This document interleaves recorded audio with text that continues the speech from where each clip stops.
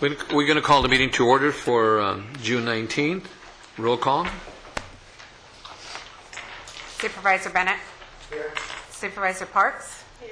Supervisor Long. Here. Supervisor Foy. I am here. And Supervisor Zaragoza. Here. For the movement of restoration, we have a young lady, Margaret Travers. Can you come up to the podium?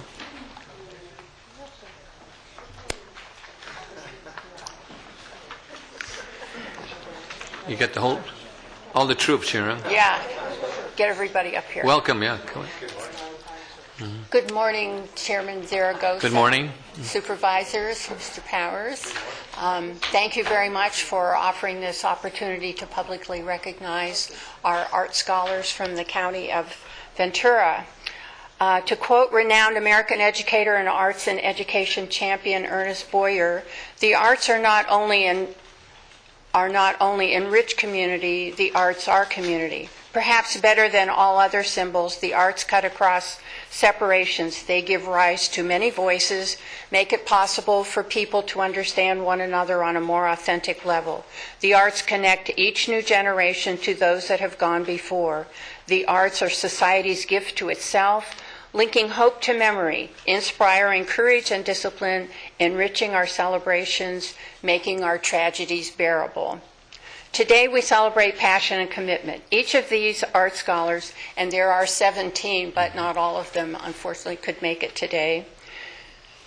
Each of these scholars took the initiative to apply to the California State Summer School for the Arts, a unique 4-week pre-professional study program at CalArts in Valencia.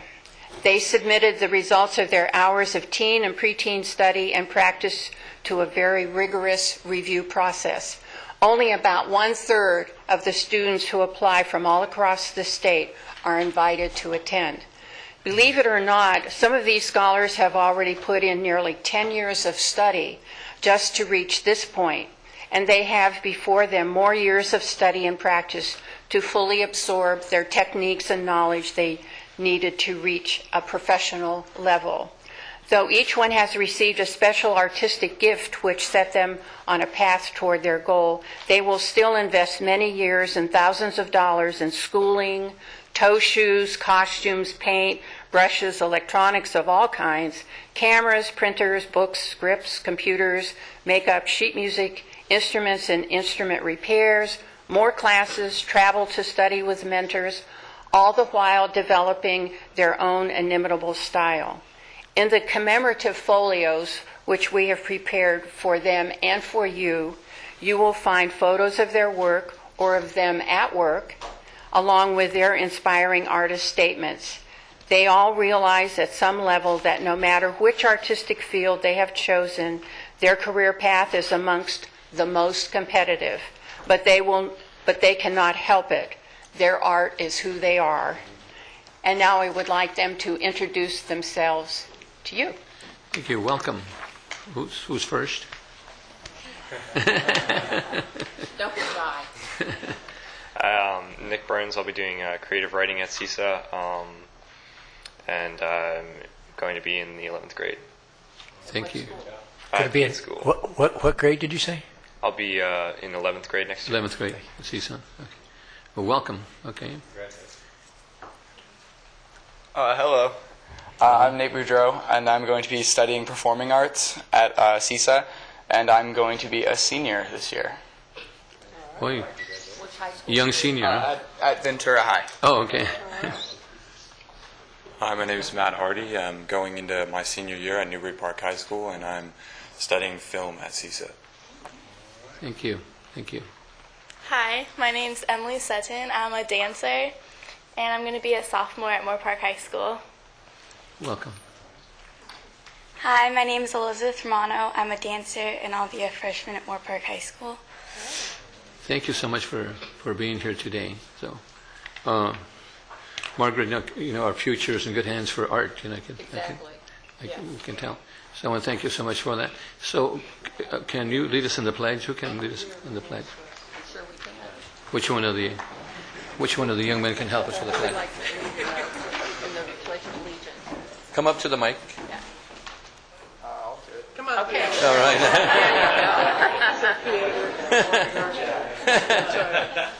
All right. I pledge allegiance to the flag of the United States of America and to the republic for which it stands, one nation, under God, indivisible, with liberty and justice for all.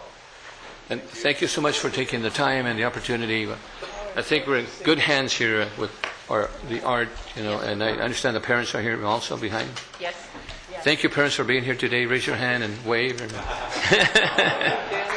Thank you so much. It wouldn't happen without the parents. That's right. And a lot wouldn't happen without you, Margaret. That's right, and Margaret. your leadership thank you throughout the very year. much. Thank you very much. And Thank you. good luck to all of you guys. This summer program's a great shot in the arm, I'm sure, for your art careers. Take care. Oh, and these cards are just wonderful. Thank you for providing Thank you. these. The dancers are incredible. And then we wish you the best. You've chosen to pursue something that is it's tough to do, but I know it comes from your heart, and it's something I know as you continue to pursue it, you'll be really glad that you did, to do something that you love. So congratulations. Thank you. Thank you. And we're in good hands. Thank you, Martin. Thank you. Thank you. Some more behind? Welcome. Come on up here and introduce yourself. Hello, everybody. I'm Braxton Torres, and I kind of play music. So You got to buy coffee for everybody because you were late. I'm in 10th grade, and yeah, it's kind of Instrumental music? Yeah, I compose too. I love what I do. I play you can kind of pick up any different instrument if you just know what you're doing. But I play, yeah, because it's all similar. But I play all the woodwinds, and I play upright bass, electric bass guitar, piano, and some other accessories too. What school is it? I'm actually homeschooled in Simi Valley. Well, I want to thank you so much. I have a hard time even playing the radio now, so. Thank you so much. Thank you.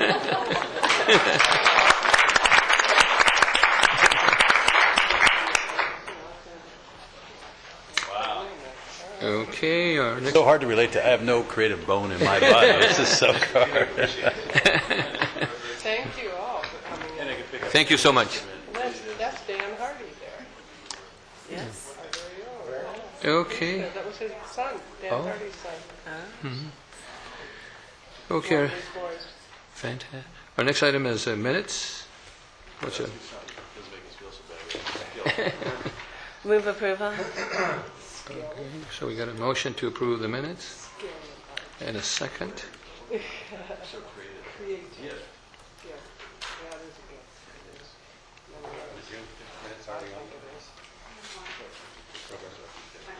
He's up. One more.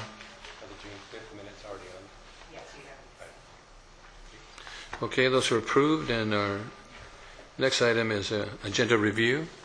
All right. Well, Michael? spirit of the arts, I'll try to sing my way through this. No, please don't do that. I'll end the meeting early. Yeah.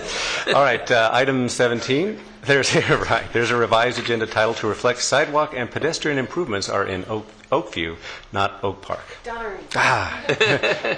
It's a citizens committee that determined that. Time certain agenda item 35. There's a resolution been added, and that's it. Okay. And it's a time certain. Okay, any other changes? What's the pleasure of the board on item? Okay. First and the second.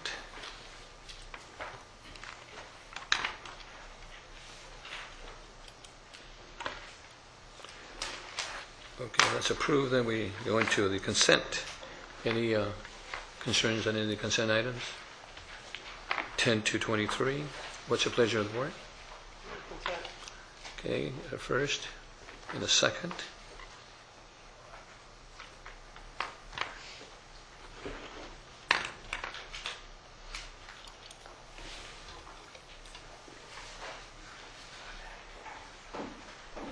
Okay, that's approved. And under public comments, I have Cece Casey. Cece Casey.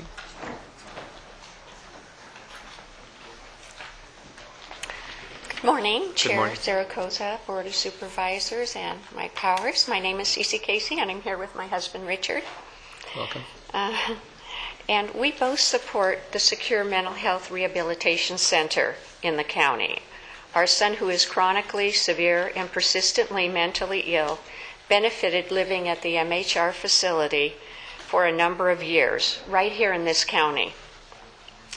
He had the benefits, the structure, and the level of care the licensing provided. With that level of care and the interaction of family members, he was realizing his potential. Approximately 2006-2007, licensing changed to a lower level of care, and the quality of life he once realized began to disintegrate. He is now placed out of county, where our visits and interaction is limited, and his world has crumbled. The MHRC requirements stabilized his symptoms to where he was able to enjoy simple family pleasures, such as playing cards, interacting with the family dog, watching football with his dad, going out for a meal, watching a movie, shopping at his favorite store, the 99-cent store. His warmth and sense of humor was part of our conversations, and he also helped with some tasks around the home. I miss the interaction with him. I miss his presence. I miss him and being a supportive part of his struggles with mental illness. My husband and I would welcome an MHRC in this county for those folks who struggle with severe and persistent mental illness. Thank you. Thank you, Ms. Casey, for sharing. Okay. Our next item is board comments. Good luck. Good luck with your struggles too, as we do. Thank this. you. Supervisor Foy. Yes, I don't have a lot, except that I do want to say congratulations to this board for the budget we passed yesterday that was balanced, done well, under the leadership of our CEO and his great team and the hard work of everybody else. As again, we look at what's happened in our state, it's just a difference in leadership. People willing to make the hard choices and do the right things, and the politicians like here willing to say, okay, this is the right thing, and do it. And not, as you said, Supervisor Bennett, just spend everything we have and we just do it. Just try to find the balance. And I think that's what we're hoping this state's going to do. It's interesting, they passed the budget with the new act that they don't get paid. There's kind of like, it goes back to, pass it, we'll see what's in it. I think there's a lot of that still going on to try to figure out what they've got. And I hope that we do come to a place where we will pass responsible budgets, do the right things, protect the people we need to protect, and get this state back in order. We cannot continue to go down with $16 billion budget deficits, come up with estimates of money that aren't going to be there like they did last time, because they don't materialize. They just don't happen. We see other states willing to make the hard choices and do it, and it works. And we need to do that. So I'm hoping we're going to see that happen here. I was listening on the news this morning about 6, and people were talking about California, and they say, well, we're starting to see little glimmers of hope, different areas. Matter of fact, I even saw it where people who voted for it, there was people who didn't vote for this budget, the Republicans, there was Democrats who didn't vote for it. They said both parties were saying, let's do it right. And I was glad to see that. It was less partisanship. Maybe we're going to get there and do the right thing. So we got almost 40 million people who depend on it. So let's do it right. Thanks. Thank you. Supervisor Long. Yes, thank you and good morning. And thank you for coming in this morning. You've always been such an advocate for the needs of the mentally ill, certainly for your family and your son. Cece used to serve on our mental health board. She's been a very engaged and vocal advocate, speaking to the challenges and also to the successes. So this next step that we've approved in concept to move ahead with is a significant one. And I think for families who have children, now adults, with mental illness, it's certainly a lifelong commitment and love and passion of theirs to advocate for their family. So thank you very much. to Mr. Foy's comments, there's reading the 20 trailer bills and the additional initiatives that are starting to qualify for the ballot in November. It once again is going to call on the voters to inform themselves and to be engaged and to pay attention to what is between the lines and sometimes the small print, unfortunately. I think that I would like to feel that we have, that we're either forced to or we're going to willingly move to a bipartisan work and resolutions in Sacramento. I think that signing pledges and drawing lines in the sand has gotten us where we are today. So I have great hope for the little glimmers that we're seeing, but and certainly to say to the CEO and his entire executive committee, excellent work on the budget. The article in the paper today calling it a record completion may, to some readers who didn't follow this from the preliminary budget forward, realize that there was a lot of hours put into this, both leading up to it, but also a continuous effort. in our discussions and our review and the board's review. So it. And as we said at that conclusion, it is what it is in the sense of, very much black and white, transparent. You brought it forward and said, here's the figures and here's where we are. Mm-hmm. So, and again, appreciation, good work. I have one list to adjourn in memory of here, and I have two other comments to make. One related to yesterday, when I asked Victoria Jump to come up regarding the AAA and the senior meals program. She did get back to me and did some checking on the senior nutrition program, and specific to the comment that I heard in my community that the meals had been cut severely. There's no question, and we've seen the data, the meals have been cut, but not as severely as the comment that I heard implied. That the meals program, they deliver the senior a bag of 5 meals once a week. So they get one delivery, but it's 5 meals. There are no daily hot meals at this time due to the cost, as it is the most expensive delivery option. And the home delivery route and deliveries are made twice a week.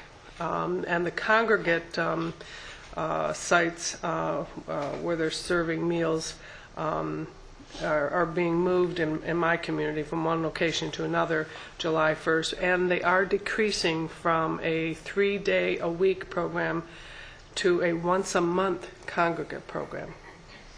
So it's being hit pretty hard, and the Camarillo Healthcare District historically has stepped up to take over the congregate meal program and really help to, through public support, to continue that program. They are being forced to cut back what they're providing. So overall, we're ramping down from serving 247,000 meals in 10-11 to 215,000 this next year, and 170,000 in 12-13. So again, those we serve, and we're missioned to serve at all ends of the spectrum.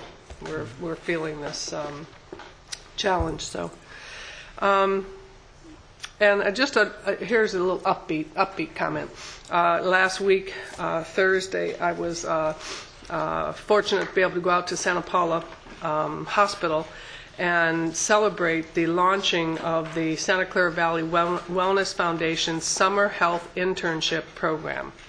And this program is 6.5 weeks. It's a paid internship program funded by the Wellness Foundation, available to students in the 11th and 12th grades from Fillmore and Santa Paula high school districts. Certainly our healthcare agency and the great team in Santa Paula was fully engaged in and putting the framework around this with the Wellness Foundation, and offering this opportunity for 6 students who have an interest in a professional track in healthcare, and to give them this experience at our both at our hospital and at the clinics in Fillmore and Santa Paula. And the students who were picked out of over 20 applicants will receive $8.50 an hour, and they will get the hands-on 8-hour-a-day for the 6.5 weeks experience, again, both in our hospital and the 2 clinics in the Valley.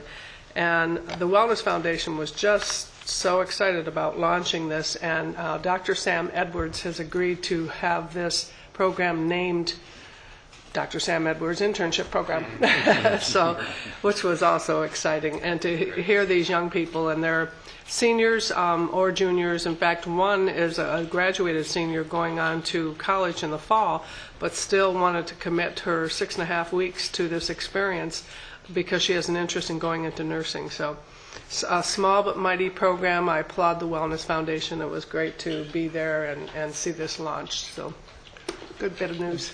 Thank you. Bit of good news. Supervisor Parks? And it is really positive to see efforts to help get training to students and even retraining people who are no longer able to get jobs in the current workforce. But I was just reading in the paper today in Sacramento, some of the legislators were bemoaning the fact that we shouldn't be providing job training funds when there aren't jobs out there, which is really backwards, if you ask me. We're seeing in our county alone that there are jobs available, and they're seeking employees from out of our nation. Looking at companies like Semtech and ValueClick that have hundreds of job openings for engineers and scientists and such, but they're not seeing the applicant pool. So being able to help with job training, I think, is essential. And also just offering those internships and those volunteer opportunities, like I was talking a little bit about yesterday too, that just helps not only provide the services for government, but it also helps in that kind of job experience that you need to have. Oftentimes a degree isn't enough. You actually need to get out there and get job experience. So I really like it when we have programs out there and other programs like the Wellness Foundation that are doing that. Also talking about the Senior Meals Nutrition Program, we had grant funding for that and then passed that on to different agencies, particularly cities. In Conejo Valley, the Conejo Recreation Park District is also assisting. But for the cities also to start kicking in some monies too, I think will help to feed the seniors in their area. So it really does take a lot of different entities working together to help these people who are having difficulty, particularly because of the economy. This week I was able to go to I went to Flag Day, which was great, over at the City Hall in Thousand Oaks. The VFW post out there does it every year, and this time they brought school children in to talk about the flag, and that was very sweet. And also was able to attend one of my 2 sons' graduations, which was really neat. One graduated at UC Davis 2 hours before the other one graduated at UC Riverside. So congratulations. The parents couldn't be at both places, but it was really neat to see. And I actually got inspired by the keynote speaker, so got to go back to college. And then I do also want to talk to CC in the sense that I am so happy that we do have now the concept approval for going forward with a lock facility here in Ventura County. And we were talking about that yesterday too, that not since they closed Camarillo State Hospital did we really have anything like this, and how necessary it is, particularly for families like yourself. It's good for the patient, it's good for the families, and that combination, that synergy is really helpful for healing. And also that with the Mental Health Services Act, being able to have those prevention and early intervention funds is so important, because oftentimes you can have a better effectiveness in treating and helping the mentally ill if you catch it early. And so this gives us that opportunity to hopefully reduce the number in the end that end up having to go into a more severe situation. So I'm delighted that we finally are, filling that one major gap in our health services, mental health services. And and then just finally, I was able to go to a Girl Scout silver award, a whole troop of Girl Scouts, a dozen of them. It was so neat to see because you usually you don't see as many Girl Scouts as they get older. There's so many things that they could otherwise be doing, but Troop 60400 had a wonderful ceremony and a great service project I was able to go to. Thanks. Let me ask real quick. I met one of your sons, very nice young man. How do you make the choice? Who'd you go to? What's the parenting thing? It was very tough, but we were like being able to text each other, photos and There you go. Roger done, Dan done. 2 hour difference. It's like, I don't know if Dad was more happier about the not having to pay tuition as he was to yay, good thing you graduated, son. Yeah, it was a great day. Yeah, that's 4 through the UCs. Fantastic.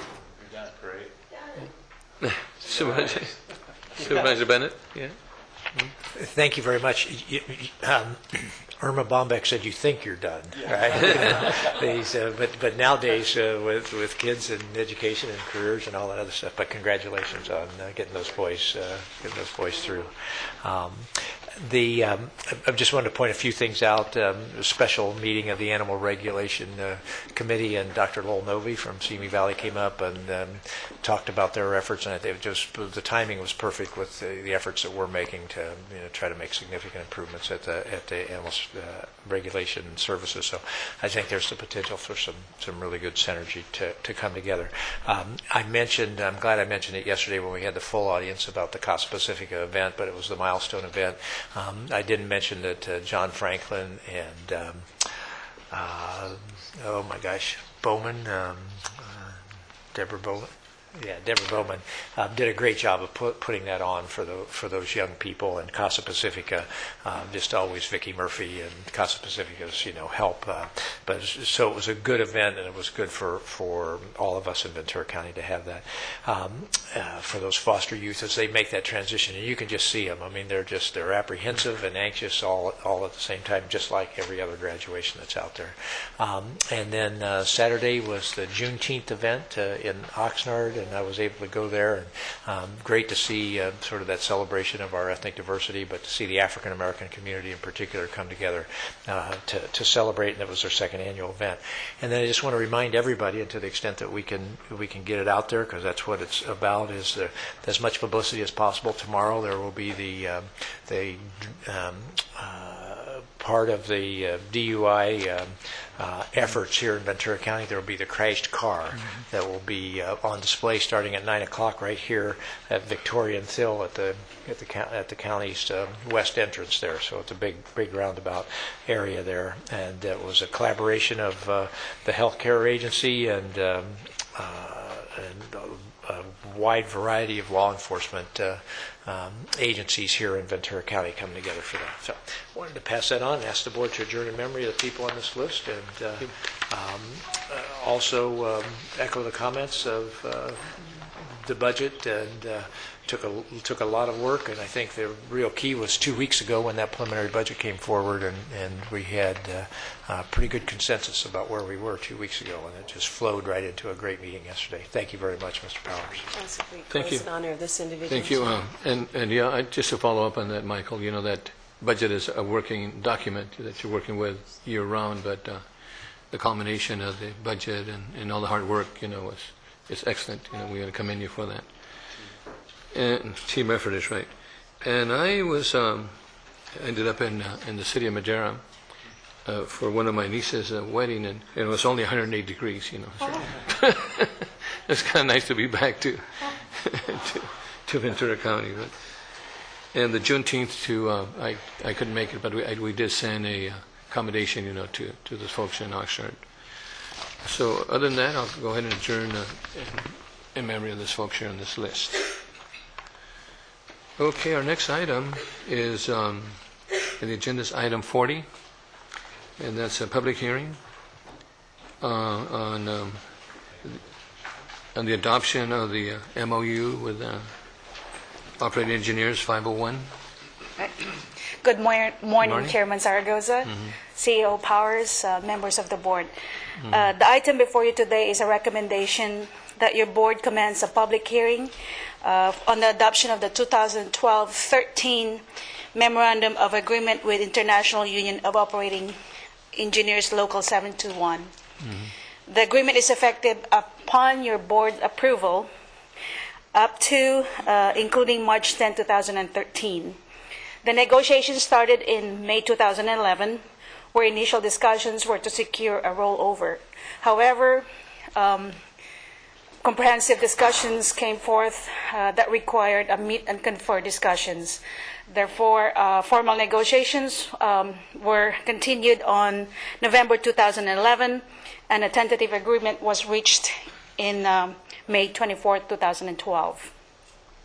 We respect and admire our county employees and know that the duties they perform are critical to the continued and successful operations of our countywide systems. However, during these fiscally challenging and uncertain economic times, we continue to the path of fiscal prudence. During our collective bargaining, the county sought to maintain payroll costs at their current level, maintain labor stability, and have minimum impact as possible on service levels to the public. Most notably, the MOA does not provide cost of living adjustments or general salary and benefit increases. However, a deal was made to convert a $32 trust insurance subsidy, which is currently now being directly paid to IOE, to provide a dental option to their membership as an alternative to the county dental plan. This $32 is converted to a deferred compensation program, which is the 401k. This is, in effect, cost neutral. Second, also, there's an option for IOE to open negotiations should SEIU, Service Employees International Local 721, realize a more favorable base increases and flex credit allowance. And also changing the language for the broader work unit protection and a portal-to-portal payment for fire district employees covered under this agreement to be paid for their travel time when responding to state and federal emergencies. The union has presented the ratification to their membership on June 13 last week, and the MOA will be placed on your June 26 agenda for the second public hearing and final adoption. With that, I'd like to thank also our team who sat on or presented the negotiations on the table, Tabine Cosio, Jim Dimbowski, and Monique Qualls. I'd be happy to answer any of your questions. Any questions? Good job. Thank you. Good job. This Tough Michael? time to be negotiating agreements and yet maintaining a good partnership with an important workforce for us. So I appreciate the good work. And this is a public hearing, and I don't have any speakers, so I'm going to close the public hearing. And what's the pleasure of the board? We'll have a second hearing again on the 26th. 6. Move it. Work. Thank you. Good job. Okay.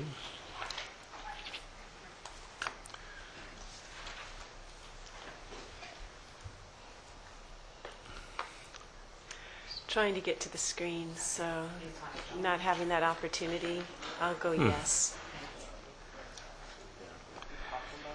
Okay, and that's approved. And now we go to item 41, adoption of resolution establishing the contract support specialist 1 contract support.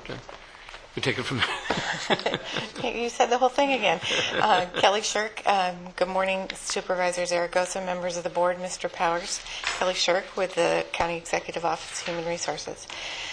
Today we have a board letter to establish 3 new classifications, amend the titles of 2 job classifications, amend the management confidential and other unrepresented employees Exhibit 1 entitled Outline of Benefits, and have a public hearing regarding the adoption of an ordinance amending the Ventura County Ordinance Code to place 2 classifications in the unclassified service. Today we have members of the Public Works Agency here as well, if we have any questions related to the 9 positions that will be reclassified into the Contract Support Specialist series. And we're also creating a supervisory level, so that will alleviate the manager in charge of these employees and make them more effective and efficient manager as well. The 9 positions that will be reclassified into Public Works Agency will be done through a variety of reclasses and or promotional opportunities with small increases to compensate them. The second issue that we were or resolution we're talking about today is to amend the classifications of Director of Animal Regulation to Director of Animal Services to reflect the department name change, and the same with the Deputy Director of Animal Reg to Animal Services. In addition, these two positions will be placed in the unclassified service. I'd be happy to answer any questions. Any questions? Roberta, do you have to read the ordinance on this? Yes, that's after the vote. No. Go ahead. Move the adoption of the resolution to establish Second. as recommended. Second it. And we're still keeping that technical specialist. We still have the technical specialist series because we have 30 Okay. some employees still involved in that class, but we're working to make those changes. Thank you. Okay. Two more.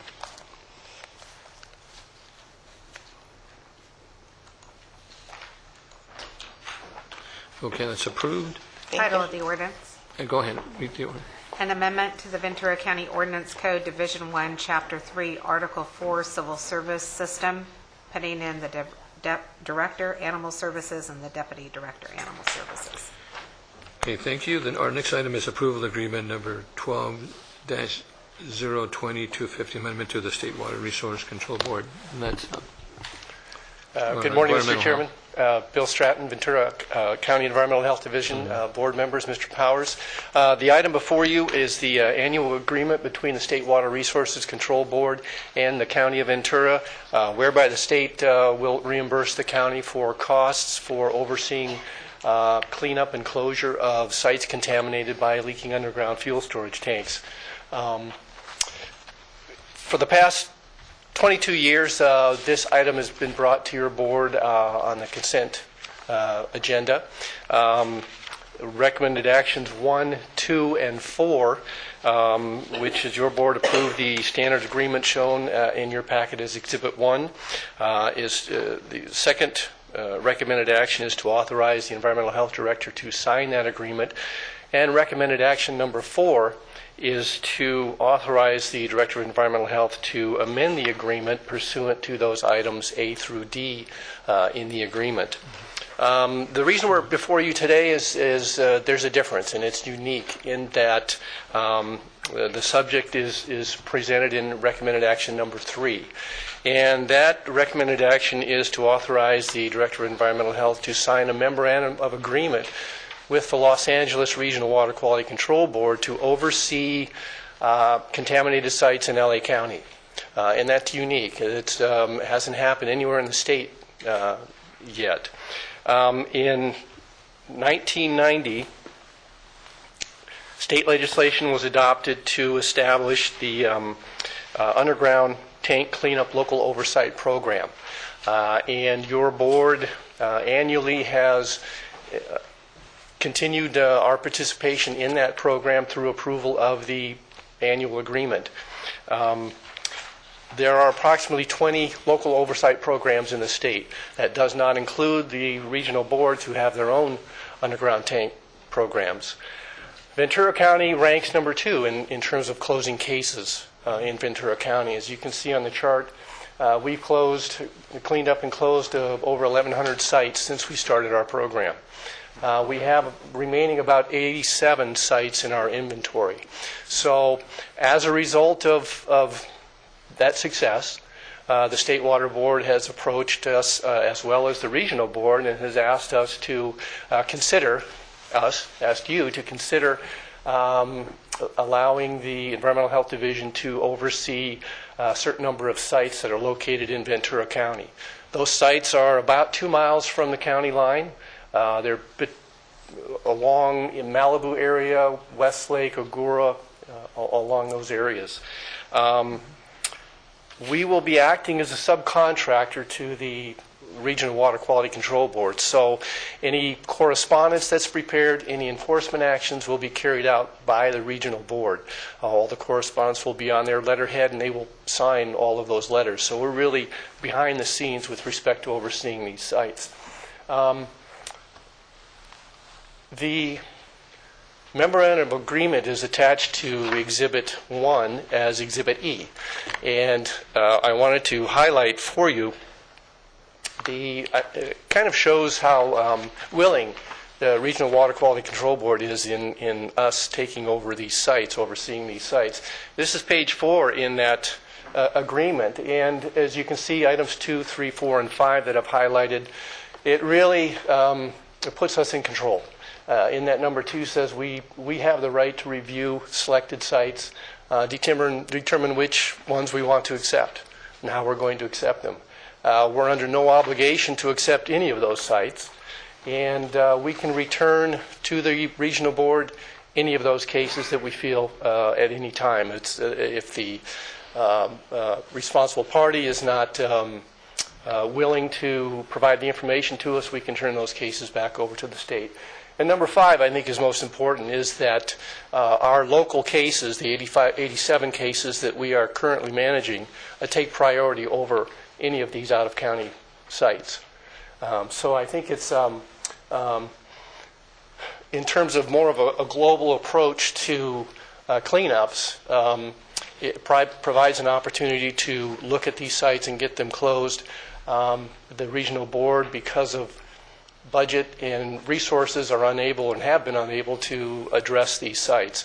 We're looking at about 33 sites. They would love it if we would take hundreds of sites from them, but we're just going to stick with the within 2 miles for this next year and see how these sites work out. That concludes my presentation. I'm available for any questions. Thank you, Bill. Any questions, Bill? Mr. Chairman. I think the good work on our own obligations here, and to certainly keep them as a priority.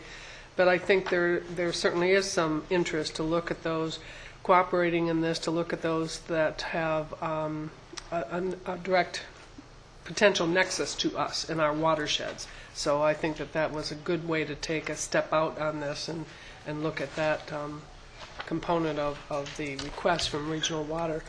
And kudos for the good work we've done over all these years. And it is the pictures alone speak volumes on how ugly these leaking tanks are. So so thank you. Yeah. Thank you, Supervisor Parks. I was going to say the same thing. If it's particularly helpful if it's the same watershed, because we know that watersheds, can be in both jurisdictions, and so it's good to be able to do that. I was just also wondering if you're also going to need more resources in terms of staffing, even though it is paid for. Just wondering what you're looking at. We don't anticipate resources. During the heyday, we had 5 or 6 people in our program. It kind of, we're a victim of our own success. So the program, as you can see, we started with over 1,400 cases. We're down to 87. And we anticipate closing about 17 cases a year. So we don't anticipate increasing resources at all. We just had a recent retirement, so we have 2 people in that program, and they can handle our existing cases as well as these additional cases. What do you attribute your success to? Yeah, I think we do the work. We just put our heads down and get the job done. There are a lot of LOPs that have an agreement with the state. They're accepting the money, and they don't seem to close the cases like we do. So I attribute it to the staff that we have and the diligence in closing our cases. Excellent, thank you. So commend your staff. That's excellent. That's exactly it. Just great quality teamwork and innovative way of generating revenue at a time when you really need it. So it's great. Okay, so what's the pleasure of the board? Do we have a... Okay. Second. And a second. A valuable program, and this is one of those. It reminds me of other sort of long-term investments. We didn't forget to invest in the infrastructure of this building. This is investing in the long-term health of the watersheds and stuff. So great work and creative working with the outsiders. Thank you. Did I vote? Okay. Okay, that's approved. And then we have correspondence 43 and 44. Okay.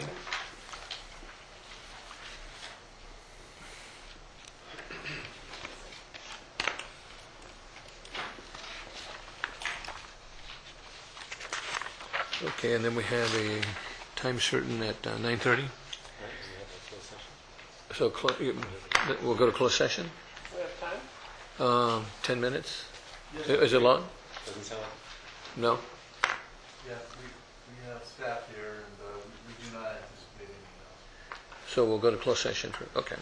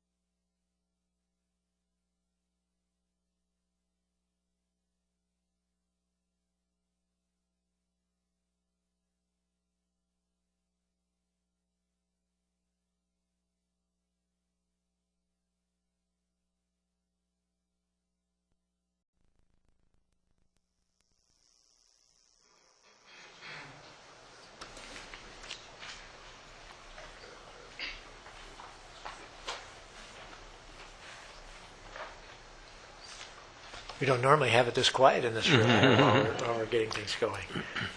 We're just trying to make sure we've got our electronics right to date here. Thank you. All right.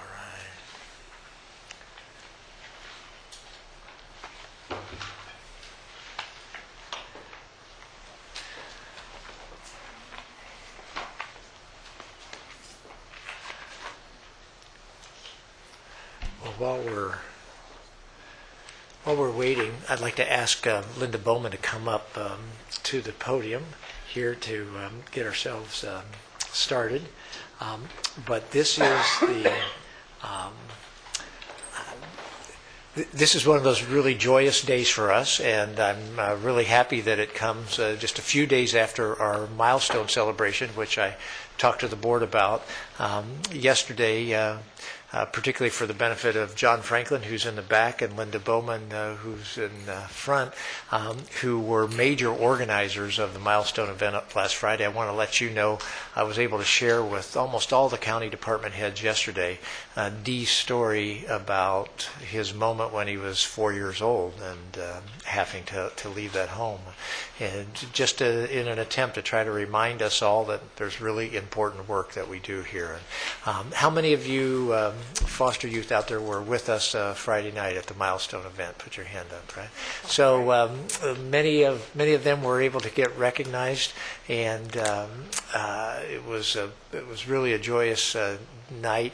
And I'm going to let Linda handle the introduction of the other adults that are here. But for the benefit of the board, we've done this annually. These are the Teach Scholarships. I'd be remiss if I didn't recognize that Larry Matheny, our former treasurer, has been actively involved in this and simply not here today. So we have the good fortune of having Linda filling in for him in terms of these awards.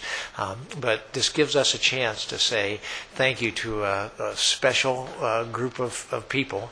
And we've said over and over again that we in the county have to be the extended family for our foster youth, but particularly for our foster youth that are making those transitions to adulthood. And we have a number of you that not only making the transitions, you have transitioned to adulthood. So it's a joyous day for us to be with you. And Linda, I'd like you to give a history of the Teach Scholarship and do the introductions here, and I'll come down and we'll pass out the certificates. Thank you very much. Supervisor Linda, I just want to share with you that we just came out of closed session and we have no announcements before we continue. I'm sorry, Linda. Good morning, Chairman Zaragoza, members of the board, and Mr. Powers. Thank you for having us today and honoring our youth in the community that are too often ignored. I thank the board for receiving me today. Supervisor Bennett referenced Larry Matheny, our chair, is taking retirement way too seriously. Last week it was Austria, this week it's Switzerland, and he's with us in spirit. This is one of his very favorite days. Today we honor the recipients of the Teach Scholarship Awards for 2012. Teach was established in 1994 when an endowment was awarded by Johnny Donovan. And he made that award to the Ventura County children, and at that point in time it was turned over to the Ventura County Community Foundation, and an endowment was established for the foster youth in a scholarship program. It doubled in size in 2010 due to contributors from our community, good community partners, Duke Potts of Technicolor, Verizon, and the Martin V. and Martha K. Smith Foundation.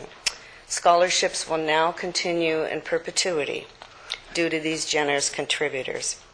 This year, we were able to give 28 scholarships to our applicants.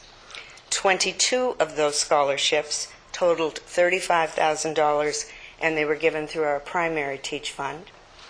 6 scholarships totaling $38,000 through the Teach Opportunity Fund, which includes scholarships dedicated to our students pursuing higher education and those that are beyond 25 years of age. We hadn't had that opportunity in the past, so this is a blessing. The Teach Fund is under the fiscal management of the Ventura County Community Foundation.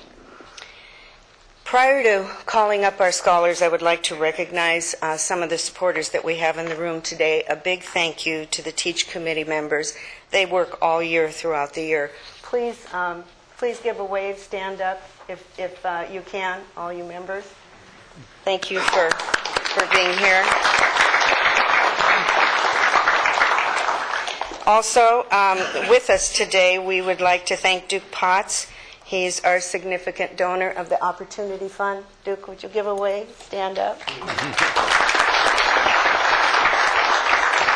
Thank you for being here for our kids. And just because I'm thrilled about it, I'd like to say thank you to Barry Zimmerman and Curtis Updike. They're always with us, supporting these youth, and thank you so much.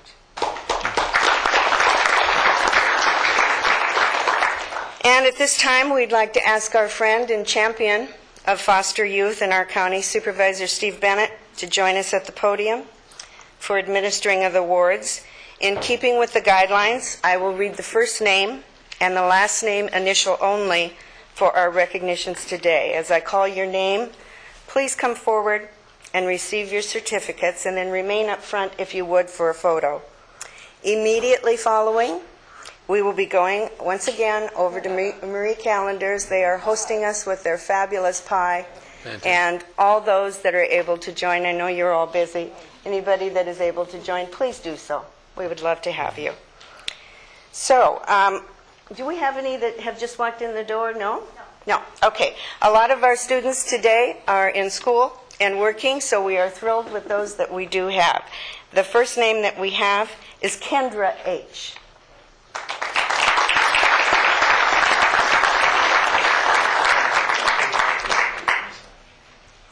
Dominique M.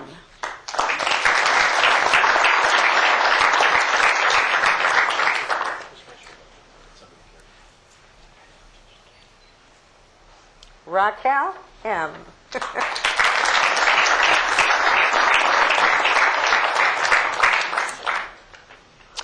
Not here today, but I wanted to mention is Shandy M. She's one of our Teach Award recipients, but she also was recipient this year of the Ernst Pompenek Award, which is a endowment scholarship that our committee considers a scholarship of honor.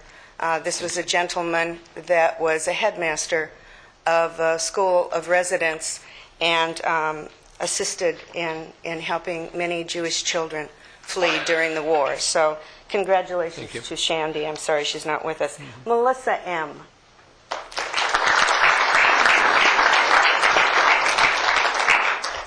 Jacqueline S.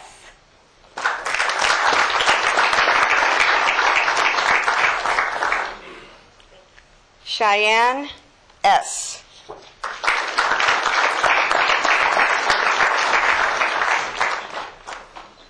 Nicholas T.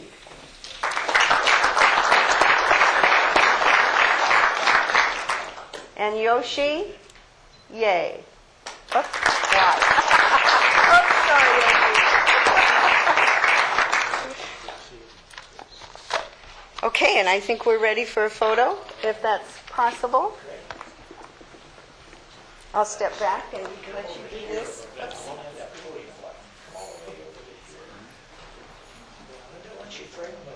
Okay.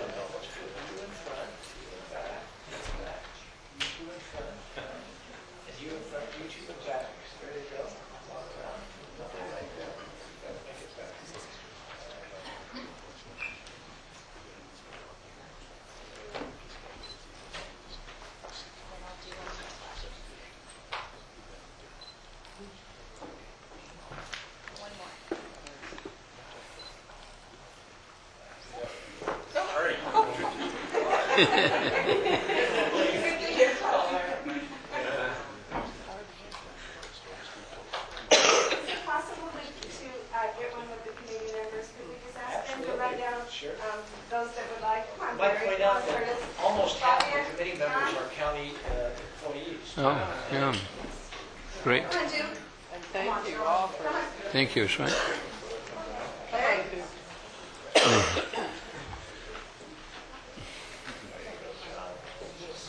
us a 180 with that. Cindy, come on.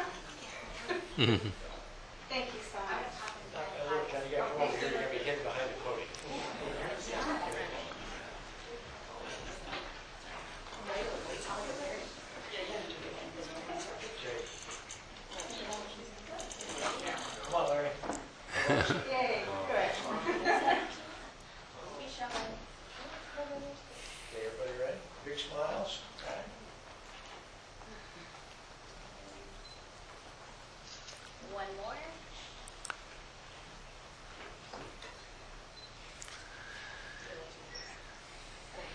And Linda, thank you so much. Thank you. Thank you for the good work. Absolutely.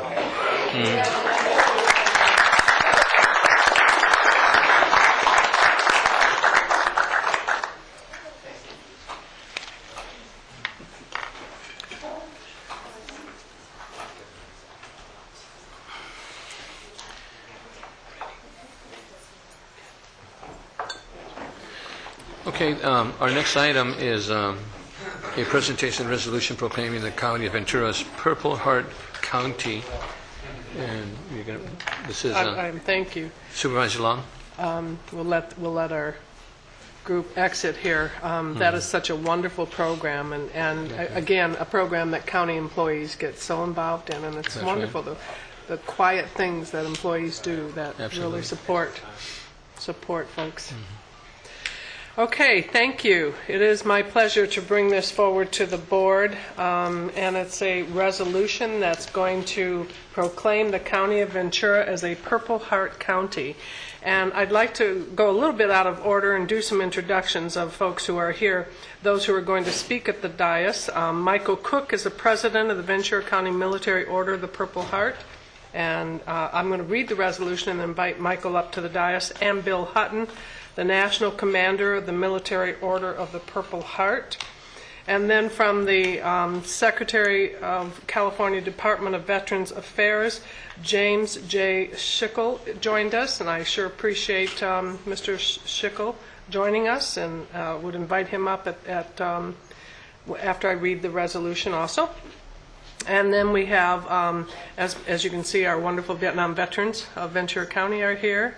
Good to see you all. John Williams, John, wave your hand, former State of California Commander of the Military Order of the Purple Heart, and very special to have our very own retired Marine Colonel Paul J. Dupree, who turned 98 last Friday.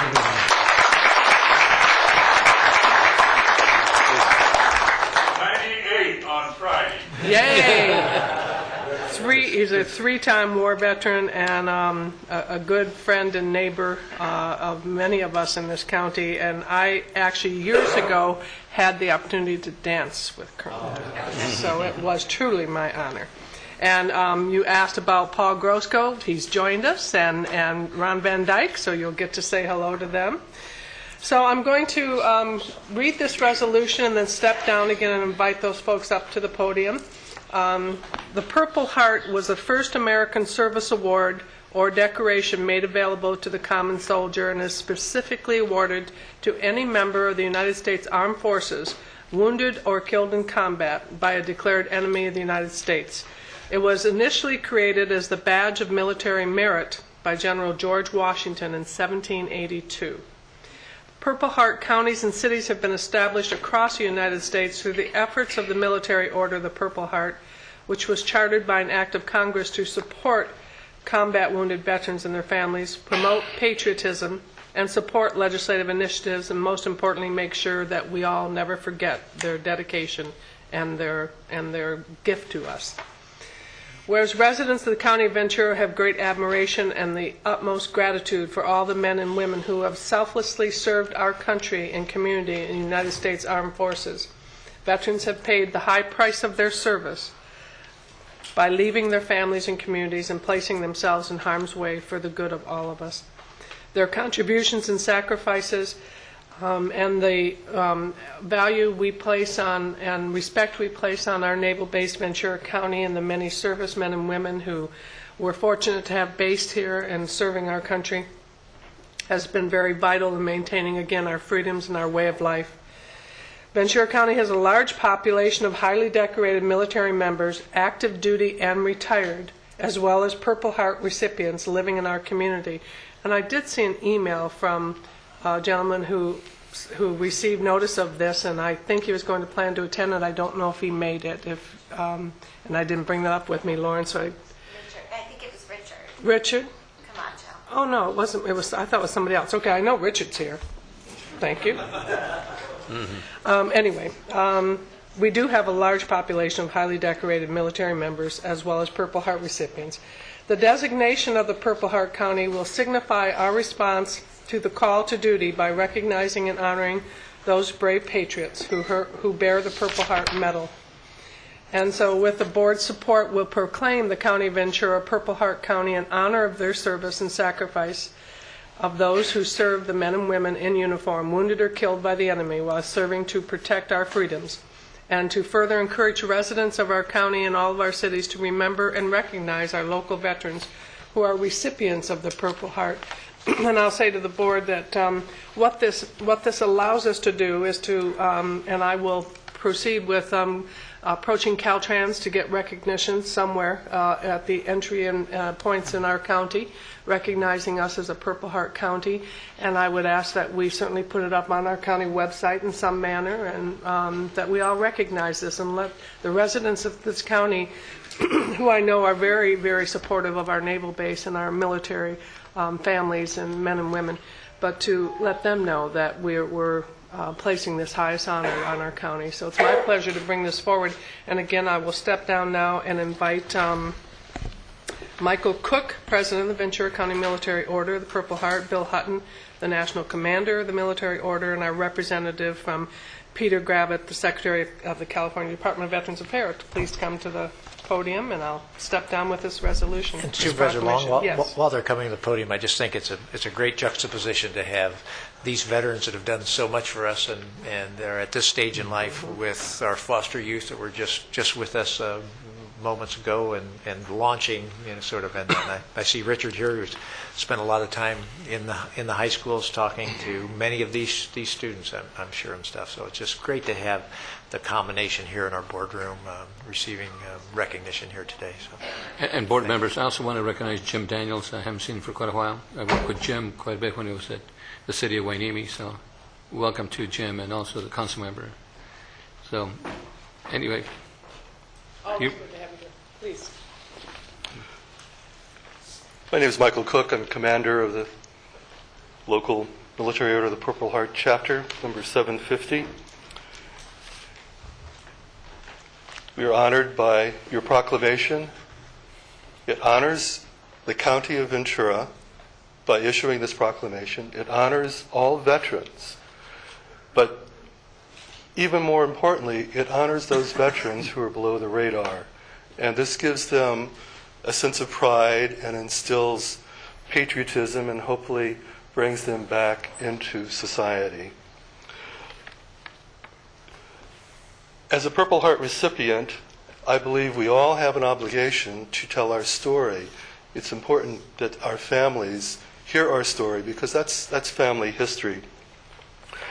And we're not just males. We have Purple Heart recipients who are females. But a very important part of our organization is the Ladies Auxiliary. And if you are a mother, wife, sister, daughter, granddaughter, stepdaughter, adopted daughter, or widow of a Purple Heart recipient, I encourage you to join our organization. Join online at purpleheart.org. And now I'd like to introduce Bill Hutton, our National Commander.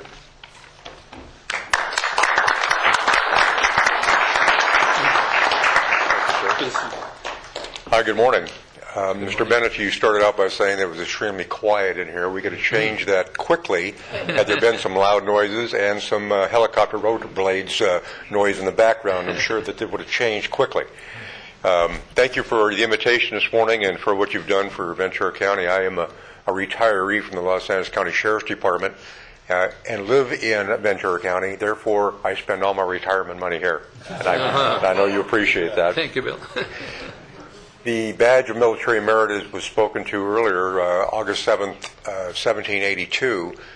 We had 3 recipients of that, enlisted men. And then, of course, the war was over. Things went into archives and was put away for a while. In 1932, to celebrate the bicentennial of George Washington's birthday, General MacArthur brought the award back as the Purple Heart Medal, presented to those that are combat wounded. Then in 1958, the Military Order of Purple Heart became a congressionally chartered veteran service organization by the 85th Congress. And here we are today.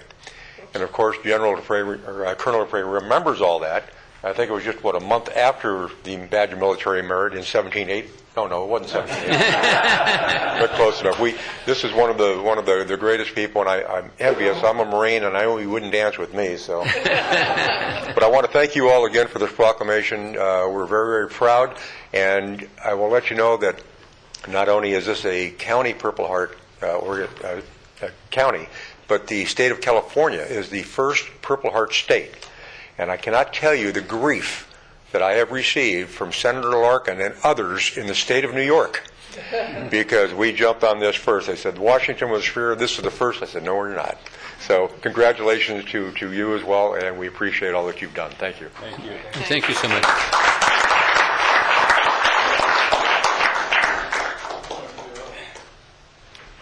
Good morning, Chairman, County Supervisors. I'm James Schickel from the California Department of Veterans Affairs, and I'm representing Secretary Gravitt, General Gravitt. I got a call yesterday at the 11th hour, asked if I could make my way out here and represent the California Department of Veterans Affairs, which I'm very honored to do. As a Marine Corps Sergeant Major, serving 30 years in the Marine Corps and 3 combat tours in Iraq, it's an honor to be here and to be a part of this great event. And I do cover Ventura County as one of my 5 counties that I cover here in Southern California, representing the California Department of Veterans Affairs and going out and making sure that the veterans are aware of their benefits and entitlements that they can pursue. Again, it's an honor to be here, and I appreciate the time. Thank you. Thank you, James. I just want to interject all the vets, get this man's card. Thank you, James. Okay, and board members, in just a moment, we're going to do a group photo, but I have a special surprise here, and that is to recognize one of our very own, and that is Jim Daniels. Jim Daniels for the Military Order of the Purple Heart's Patriot of the Year. Jim is receiving this. And if you'd step up here a minute. Mr. Daniels. Jim has been involved with Chapter 750 of the Military Order of the Purple Heart since its inception. He joined the Navy in 1942, where he was 16 years old and is a 26-year CB veteran. He was appointed Honorary Master Chief Petty Officer, served in 3 wars, World War II, Korean War, and Vietnam. He earned a Purple Heart for his injuries sustained during a rocket attack in Vietnam in 1968.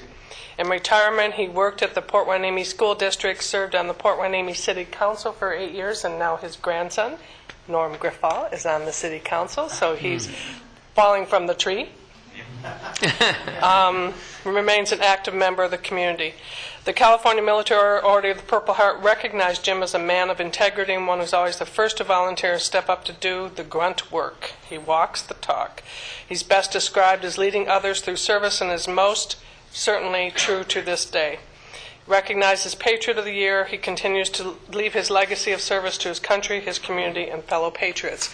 So it's my pleasure to present this on behalf of the board also to Jim.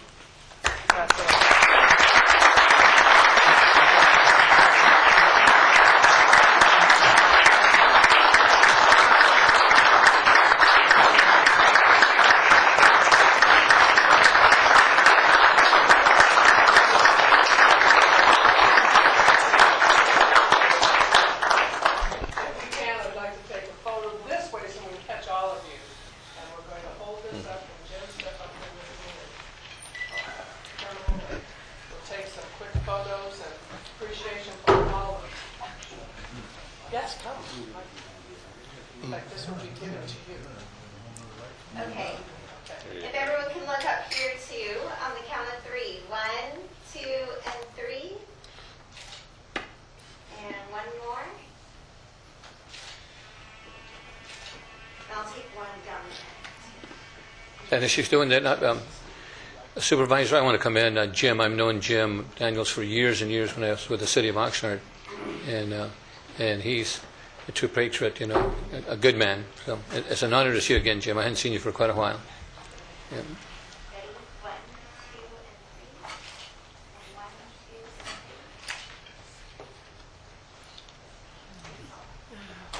I'm so glad you brought this forward, Kathy, and I think it'll be wonderful to be able to put it on our freeway that we have this designation now, and for children driving in those cars saying, Mom, what is that about, and learning about the Purple Heart and why it is so important. And thank you all for your service.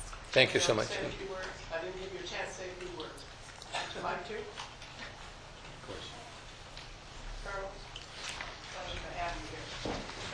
I'd like to thank Kathy and the board for this honor. I know I've known John. I worked with John 20 years. 15 years when I was in management with the Wyoming School District. Exactly. And we had a lot of did a lot of work going together for 7 of our 11 schools. And Linda, I've known her ever since she came on the board. Thank you very much. I appreciate it. Thank you. Thank you, Jim. Thank you all. May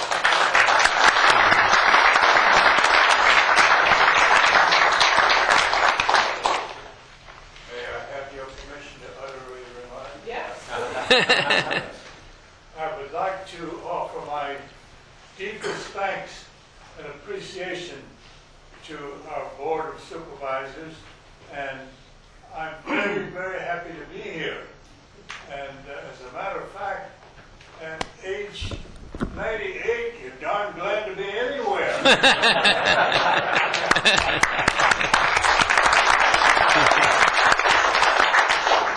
As long as you're on top of the ground. And I hope she won't mind my saying so, but I just told your lovely Supervisor Long that if I were about 75 years younger, I'd ask her for a date. Thank you very much for bestowing this honor on we Purple Heart veterans, and I'm very, very appreciative of your kindness. And to all of you who had a hand in this, I offer my very deep appreciation. Thank you very much. And we want to thank you too. Thank you so much for being here today too. I have a family that goes back to the Second World War and all the way up to the Vietnam and Desert Storm, and so my dad was Second World War veteran too. So thank you. And I'd like to say thank you to all the Purple Heart winners here, and then to all the veterans for your service. It's thank you. Probably the thing that makes the United States so special. Thank you very much. And Jim, it's nice to see you, Jim. I used to work with Jim a lot. Jim Daniels. Thank you. Thank you.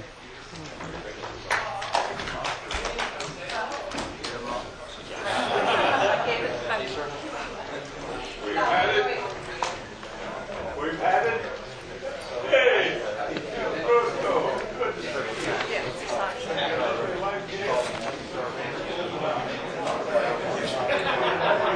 What was his name?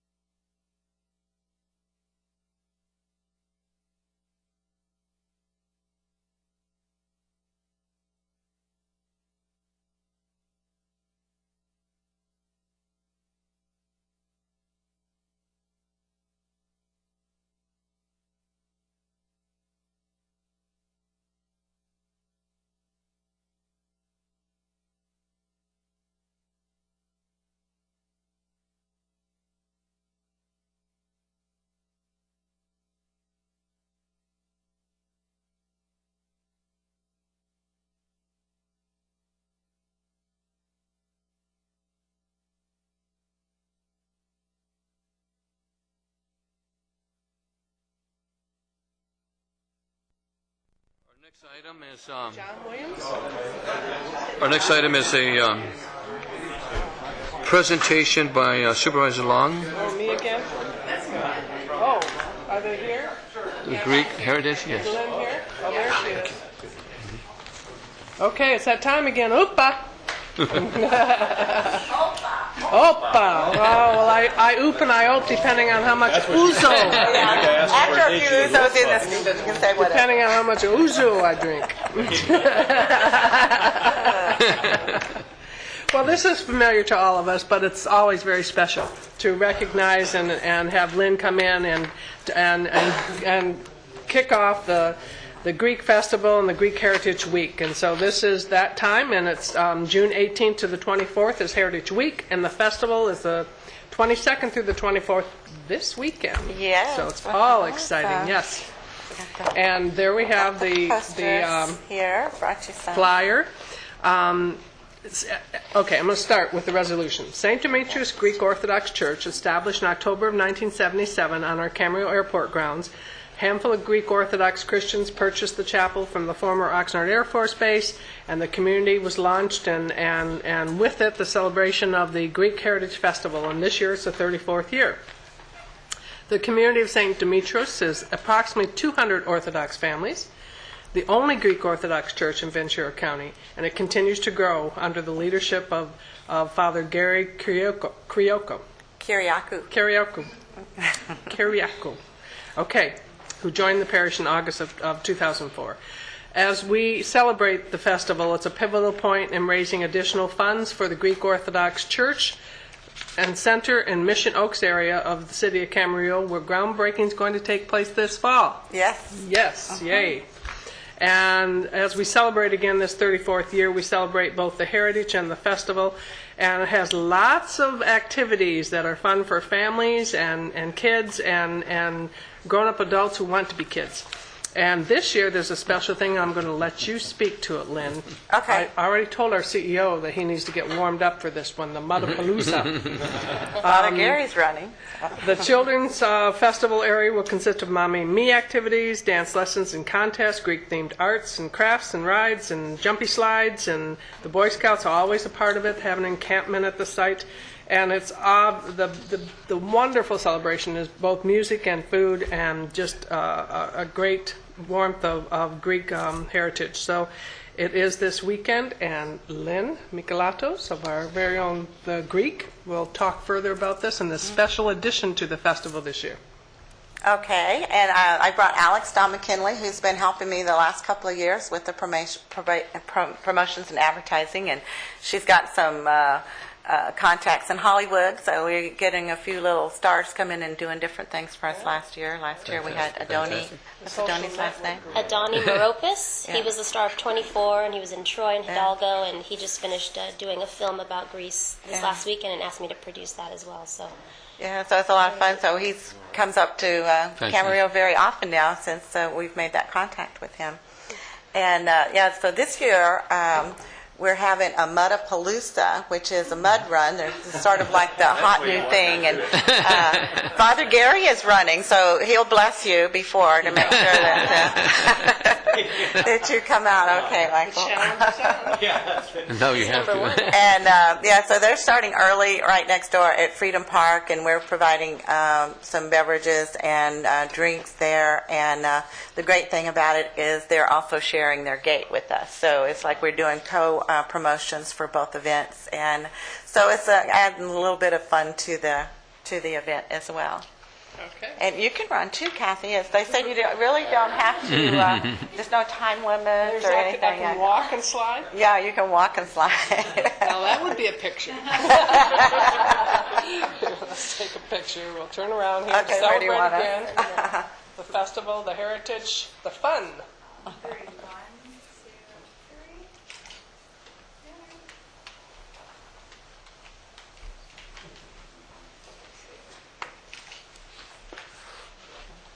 And Supervisor Bennett, you're a runner. You could do this. Yeah. Have you done a mud run yet, Steve? Not yet? It's the latest thing, you know. Laurie Singer said she can't wait to do a mud run. So. Okay. Well, thank you. so much. Oh, you're very for coming, welcome. as always. And as usual, we brought you a few sugar-free, calorie-free And we love them. items. Samples. Sample. This weekend. Look forward to seeing you. Oh, thank you. And thank you for sharing. you. And if We'll brought pass you this out to all thing. the board members. Put them Put 'em in around. your offices. everywhere. Yes. Thank you. And we'll put this at the raffle booth so everybody you. can see what a great job. Thank you so much. We really appreciate your support. Thank you. Thank you. Come out and be Greek this weekend. All righty. Thank you so much. Okay, our next item is a presentation, a resolution honoring Kathy Bernecki, and this is Supervisor Bennett. Well, I see a remarkable group of people back in the corner there, and one remarkable person that I'd like to come up and bring front and center before we start comments, and that's Kathy Bernecki. It is really hard for us today, I think, to do justice to the contribution that Kathy has made to Ventura County, to our community, to people that are homeless or potentially homeless, but also to all of us having at least an improved sense of dignity for living in a county that is making efforts to try to get there. You talk about a frustrating challenge to take on homelessness in Ventura County, and it's full of contradictions. We've had an increase in certainly pressure on people to become homeless, and yet we don't have an increase in statistics. You could call that a success, and yet at the same time, we still don't have a homeless shelter. It is just full of contradictions. But this is a remarkable woman who has brought something unique to the leadership of this effort. And I think that's the thing that I just want to capture before I read the resolution. And that was Kathy, you were able to be strategic and find the diplomatic way to put this issue in front of everybody so that people started to address it. And we have more awareness of the homeless situation now, more willingness to take action now than we ever have in Ventura County. And for good and bad, it comes at the same time that the federal government is changing our whole approach. So we put together a 10-year plan. We kind of just get everything geared up, and now we have to change it. And homeless shelters may not be funded like we anticipated they would be even a few years ago. So I just personally want to say thank you for the remarkable contribution, and I am honored to be able to kick this off by reading the resolution and then turning it over to Kathy Long, who co-chairs with me on the. But we will not do justice in what we read here. There's just no way we can capture all of the things that Kathy does and how broad it is. But I'm going to try to do that as best we can as I read this resolution, and then turn it over to Kathy, and I'll bring this down. But this is the resolution of the Board of Supervisors honoring Kathy Bernecki, Ventura County Homeless and Housing Coalition. Whereas Kathy served on the board of the Ventura County Homeless and Housing Coalition from 1993 to 2006. Right? 7 years as the president. And then Kathy served as the executive director of the coalition from October of 2006 until just this past June. So 6 more years. So from 1993 until now, this has been a real passion for Kathy. She's led the Ventura County Housing and Homeless Coalition's mission is to develop and maintain a countywide cooperative effort to address the needs of homeless individuals, those at risk of becoming homeless, and those in need of low-income housing.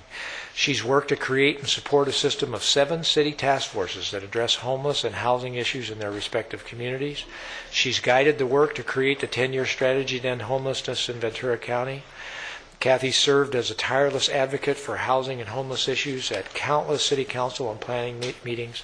She served on numerous other boards and commissions, including Ventura County Together, the Community Commission, the Emergency Food and Shelter Local Board, the United Way.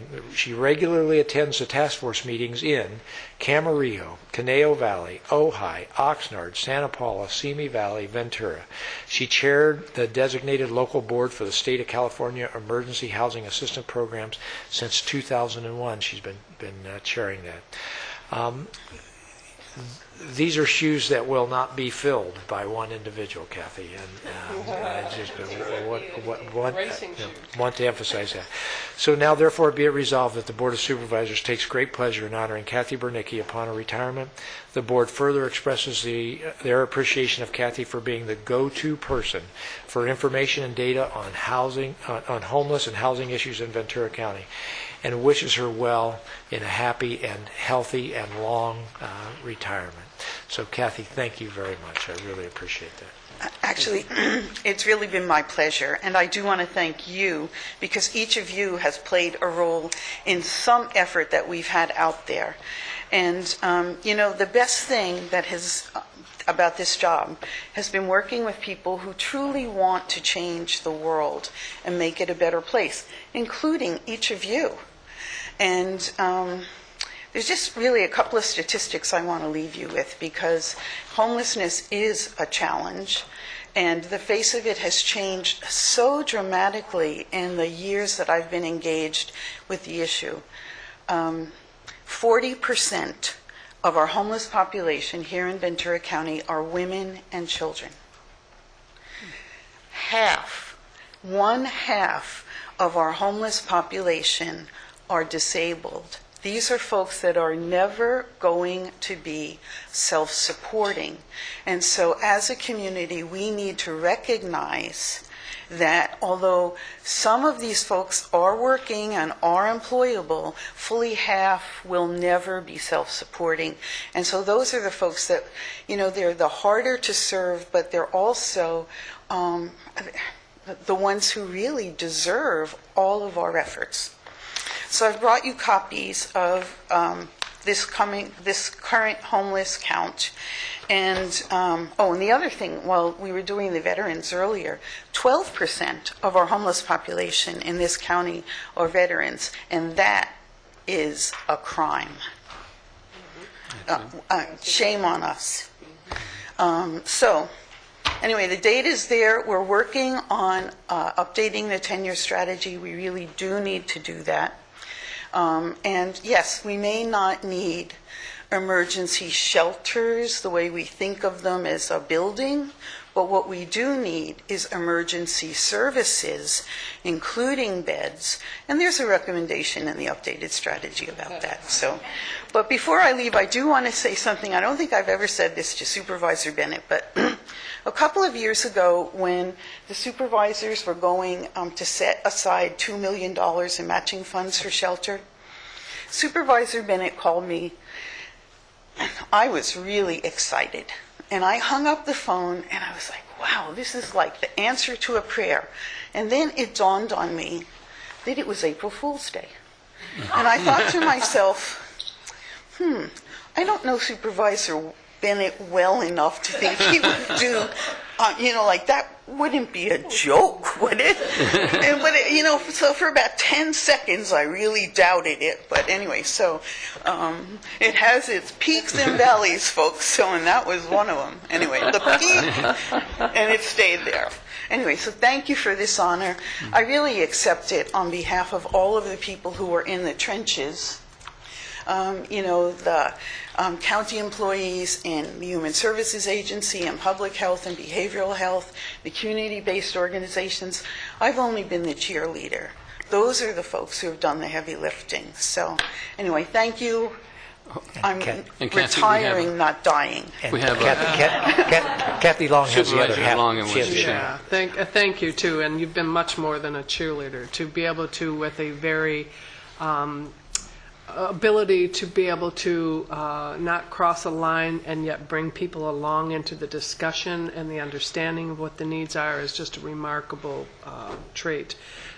You've been such a leader for us, Kathy, and the 10-year, the homeless count document that Kathy, you've all received it, I think, but she certainly gave highlights on the recent count, and the fact that she has helped to guide us through some reorganization and stronger engagement with the Housing and Homeless Coalition over the years has been remarkable. You mentioned our homeless, our housing and our 10-year plan and what we're doing in Housing First. And we had a quick update from Carol Shulkin last week on the success of the HRRP monies. We're over, and as a board will recall that we stepped forward with $750,000 to continue that program, but we've been able to serve 680 households, 84% of them reaching housing stability at a 6-month checkpoint. And that's pretty significant. That's a strong return on investment, and that really helps people to prevent them from being homeless, which we've all recognized now as one of the priorities and the keys. So as Kathy moves into retirement, and we've all panicked and asked her to give us this chip that she has here that gives us both all of the knowledge and the talents and skills she's carried in this mission that really has been a mission for her and her work. It's just been so very much appreciated, Kathy, and we thank you. Thank you so much. I have a couple of speakers I'd like to share. Don Dyer. Don, and then Linda. Come together? Sure. Okay. Yeah. Don and Linda. I'll begin while Linda's coming down. Hi, I'm Dawn Dyer. I've been honored to chair the Ventura County Housing Trust Fund since the early days that we were simply a steering committee examining this idea. And I just want to personally thank Kathy. She has been one of the people at the table with us since day one. There are very few of us left from the very beginning stages of that made it all the way through to this point where we're actually up and operational, much to the thanks of the county and your seed money, which again, I think Kathy was a strong cheerleader to help the Board of Supervisors understand that the formation of a Ventura County Housing Trust Fund was one of those key elements in that 10-year strategy to end homelessness. And furthermore, the prioritization of funding for projects for individuals and families who are currently homeless, for those veterans who have served our country, for emancipated foster youth who, again, make up a very unfortunate portion sometimes of that homeless population. Kathy was very much instrumental in helping us direct the needs, identify the needs and direct the priorities of the Housing Trust Fund to help meet those needs. So, Kathy, thank you so much for everything you've done. It's really been a privilege and an honor. Thank you. Linda? Good morning. I'm Linda Braunschweiger. I'm the CEO of the Housing Trust Fund. And on behalf of the Housing Trust Fund and the Board of Directors, I want to thank Kathy for her years of service. As Don just mentioned, in 2006 and 2007, the steering committee was writing the 10-year strategy to end homelessness, and that's when Kathy stepped up and said, we really need to recommend the creation of a countywide housing trust fund, and it was her leadership that helped move that along. When Home decided to set up a trust fund subcommittee, once again, Kathy stepped up and said, I will be part of it. And then in 2011, when the Housing Trust Fund incorporated and we established our first board of directors, there was Kathy again. It's a reoccurring theme in this county that seeing Kathy at a lot of the tables around dealing with affordable housing. And so for that, we are very pleased today to announce the establishment of the Kathy Bernicki Homeless and Housing Fund at the Ventura County Housing Trust Fund. A private donor has seeded the initial investment, and we would like to provide the opportunity for others to assist in recognizing Kathy and all of her years of work to this county and as she moves forward to the next season.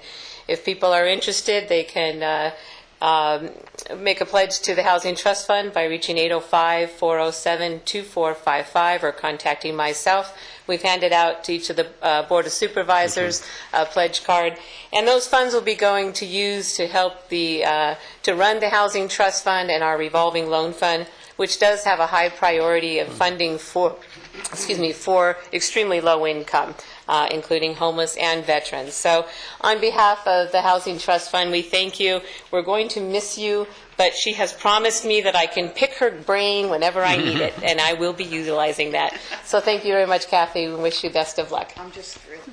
Thank you, Linda.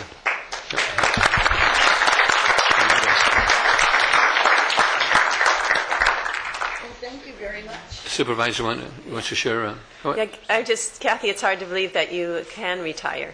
You have done so much, and you just look at all the different things that you have done, and I just remember you from back when I was on the city council, now on the board of supervisors, and how many opportunities you gave to outreach to the community, and then also helping to knit together the different entities, the cities and all, to get their involvement too, and how we all need to have that kind of knitting together, because otherwise nothing's going to happen, and there is still so much to do, but I just admire so much the work that you've done and appreciate so much your service to the community, and to have that kind of mission. How more important can you be in your life than to take on such a mission, so thank you for that. Supervisor Parks, you probably do know that it was the connection from your office that got the Homeless and Housing Coalition linked up to Cal State Channel Islands. And that is what has allowed us to use the students there to do a survey each and every year. So without your linkage, that would not have happened. So I thank you for that. Everyone has to do a little bit, and you've done it a lot. Michael? Just real quick, Kathy, when I think of you, I think of that you're a force of nature. Really, and it is your passion and personal commitment that has really, I think, galvanized the community, the leaders that you see here today, and without you, you just can't imagine all the progress that's been made. And I was just checking, what is your cell number again? Really appreciate all you've done. Thank you. And Kathy, thank you again for your dedication and hard work to helping the homeless. It takes special people like you to do those kind things and good things for the homeless. So thank you so much for your hard work. Yeah, you have to have a heart for it. And absolutely. You really do. You really have a heart for it, and it's something special. Okay. Thank you. Mr. Powers, you want to turn down? Wow, this is really special. Then you get to go to lunch. Even better.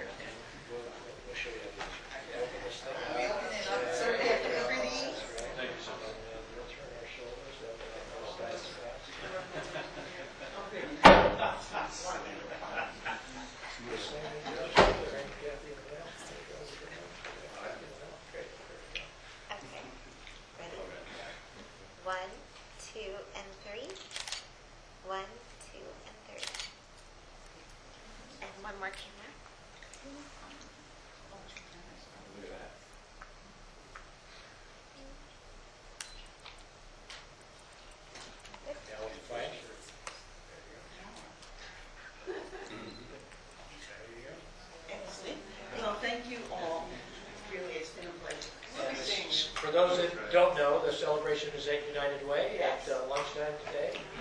Okay, so be celebrating Kathy's retirement.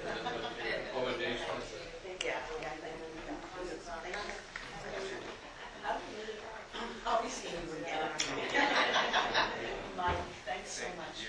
It's been great. That's right.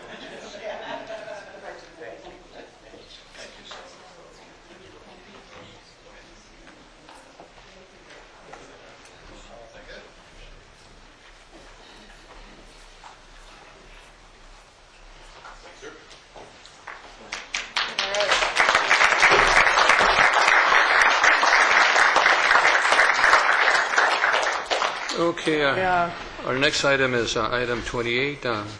This is recommendation of supervisors like to receive and file a presentation on first five. Thank you. I'd just like to thank the Housing Trust Fund for forming this particular trust to acknowledge Kathy. That's wonderful. That's right. It's wonderful. Thank you. Okay, onward. Okay. Yeah. Somewhere here. Well, we all know Claudia. I'd invite Claudia Harrison down to give us a. This is the Ventura County, First Five Ventura County, and this is to give us a presentation on the budget, which is annually is a request that we have and that they have, so that we know what's going on with our wonderful First Five here in Ventura County and the many great things that they do to support our very youngest and their families, and to strengthen them and support them. So this will be our report, and thank you, Claudia, for being here. Thank you, and what an amazing honor to follow Kathy and to have been here for that. And this isn't part of my presentation, but I just need to add that because of Kathy's work and her raising the level of awareness, we're in the middle of making an investment of early childhood materials in shelters throughout the county. And I'm proud of that, but it's a real thanks to Kathy, because it's through her work and just raising that, and you heard her in terms of the percentage that are children and women. And so, anyhow, my thanks to Kathy as well. But good morning, Chair Zaragoza, members of the board, and executive staff, and I thank you for the opportunity to appear before you to present our fiscal year 12-13 operating budget for your review and input. This particular budget represents the second funding year of our current 5-year strategic plan. You have the budget in front of you, which might be a little bit easier to read than on the slide, but basically our proposed operating budget is $12.4 million, and our overall budget includes our Community Investment Loan Fund, which is a low-cost financing in partnership with EDCVC to provide costs for people who want to make an investment in facilities for preschools, and that's about $1.2 million. The last time I appeared before you, it was commented that I always come with the numbers. I don't come with the really great stories like when we have the NFL. So I'm going to tell you a story through our numbers today to try to at least meet that need. Basically, what we see in terms of our Prop 10 distribution is we see our anticipated decline. It's been about 4% a year, and that's what we're projecting, which brings us to about $7.7 million. And for those of you who remember when we started, it was $12 million, so we certainly have seen the decline over the years in terms of that. We also have a planned use of our prior year allocation of $3.2 million, and this, because we knew it would be a declining revenue source, we always set aside funds that we could keep our service system intact. And so this coming year, we plan to use $3.2 million of that reserve. We do, however, have some great news in terms of our revenues for the upcoming, not only coming year, but the next 5 years. We were able to leverage about $2.6 million from First 5 California in the next 3 years for our Power of Preschool programs and for Quality Preschool. We also had the opportunity to be one of 16 consortium in the state to participate in California's Federal Race to the Top grant. As you know, there are only 9 states that received this money. California received about $53 million. And Ventura County, and we were invited to participate because of our efforts in preschool and enhancing preschool quality, will receive about $1.8 million of these funds over the next 4 years. And then finally, through our wonderful partnership with Aline BC and Ventura County Public Health, we are able to participate in both the CDC and the Kaiser grants, and that will amount to about $200,000 over the next 5 years. The amounts shown on the slide are the amounts for the annual, and what I just gave were kind of the total amounts for the upcoming years. And finally, in terms of looking at our revenues, this is not shown, but we are certainly happy about the release of the AB 99 liability. As you know, this was a sweep by the state of $1 billion, reflected $20 million in Ventura County of revenues. For us, these revenues were really part of our careful financial plan to shore up the service system, and so the shorter-term impact was not felt, but yet we knew that we were going to kind of fall off a cliff, if you will, in future years. This gives us the opportunity to make sure that we can sustain programs for kids and families. Our commission will be going into a retreat later this week to actually look at the best use of those funds. So we don't see it on this budget yet at this point in time. I talked about the Community Investment Loan Fund. We had to decrease this loan fund to about $800,000 when we thought AB 99 was on the horizon. We have increased this to $1.3 million. And some of you, I think, celebrated with us our very first loan in Fillmore to ABC Childcare, which is really a wonderful story because it's a story of helping in private investment. Here was a family childcare provider who wanted to expand her business. And through access to this low-cost financing and partnership with EDCVC, which also helped with some working capital, we are able to have a 64-space for birth to 5-year-old center in Fillmore, a highly underserved area, which is just really very wonderful. So we look forward to future loans from that. In terms of our expenditures, again, we're looking at $12.4 million, and what you see here are both administrative and programmatic. In terms of administrative, our targeted cap has always been 5.5%. We have typically come in underneath that, and what we are projecting for the upcoming year is a 4.41% cap. As we have looked ahead and we've known about declining revenues and cuts to services, we have done our own internal cuts as well. And in the past 2 years, we've cut 2.5 positions just to try to make sure that we're minimizing. Now, I know 2.5 positions.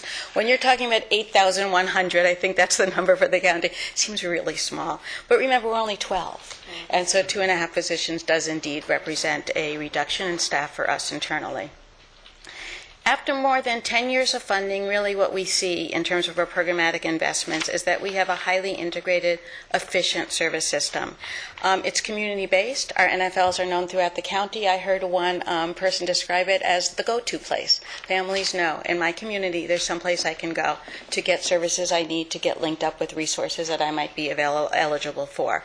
What we see, and this is just phenomenal and a phenomenal tribute to our providers, is that despite cuts not only in First 5 funding, but certainly in the other services they build upon, they're serving more clients. And I think it's just a tribute, for one, to their passion, for two, for the efficiency in terms of being able to really build a service system. What you'll see in this budget are continued investments in what we know that is working, our NFLs, our tremendous partnerships with the county, with our regional health professionals through behavioral health and through public health, 211, oral health, special populations, and then in particular, what this budget allows us to do with the revenues I spoke about is to really make an important, significant investment in quality preschool. We know preschool makes a difference, but like with all things, unless it's of high quality, you're not going to get the outcomes that you want to see. This allows us, through the federal and state funds, to increase that. So with that, we have approximately a $12 million service system, and what you see here is the ripple that we were able to create through the opportunity of Prop 10 funds. And combined with that, our financial planning, which has allowed us to keep more funds on the ground from a careful use of funds each year, and through the leveraged funds. The Prop 10 mandate was really not to just provide services for kids, it was to create a service system. It was really looking at, we had things in place K to 12, but not birth to 5. And so our mandate locally has been to indeed do that, and we have. But through partnerships, we've been able to reach almost 44,000 kids and 54,000 family members. We've been able to, through leveraged partnerships, augment that service system from a $12 million service system to a $14 million service system. $1 million of that comes from county leverage of federal funds. An incredibly important partnership, one that we look forward to continuing with in years to come, largely through the maternal, child, and health funds. We see $880,000 in in-kind costs from school districts. Most of that is facilities that we don't have to pay for because they make them available to our programs at no charge, and other in-kind costs through kind of in-house centralized management technology types of services. And that's only what we can quantify. When you look around, you also see over 550 parents that have been involved in our programs as volunteers, as decision makers on governing boards. Can't put a cost to that, but we know that that partnership is incredibly important. You see the expertise and the capacity of our local community-based organizations that we've been able to build on and build services on for that as well. And countless partnerships on a local level with our Neighbors for Learning with local businesses. Countless Target grants, Starbucks grants, just a local business that's not part of a chain that says, here, let me help you with that particular service. The Rotary Club in Moorpark that pays for swimming lessons so that it's free of charge. So the $12 million ripple is one that has certainly expanded. But the truth is the story doesn't end there. We all know that the need is greater than the resources. When we certainly heard initially of this kind of opportunity, we said great, but we knew that it wouldn't spread.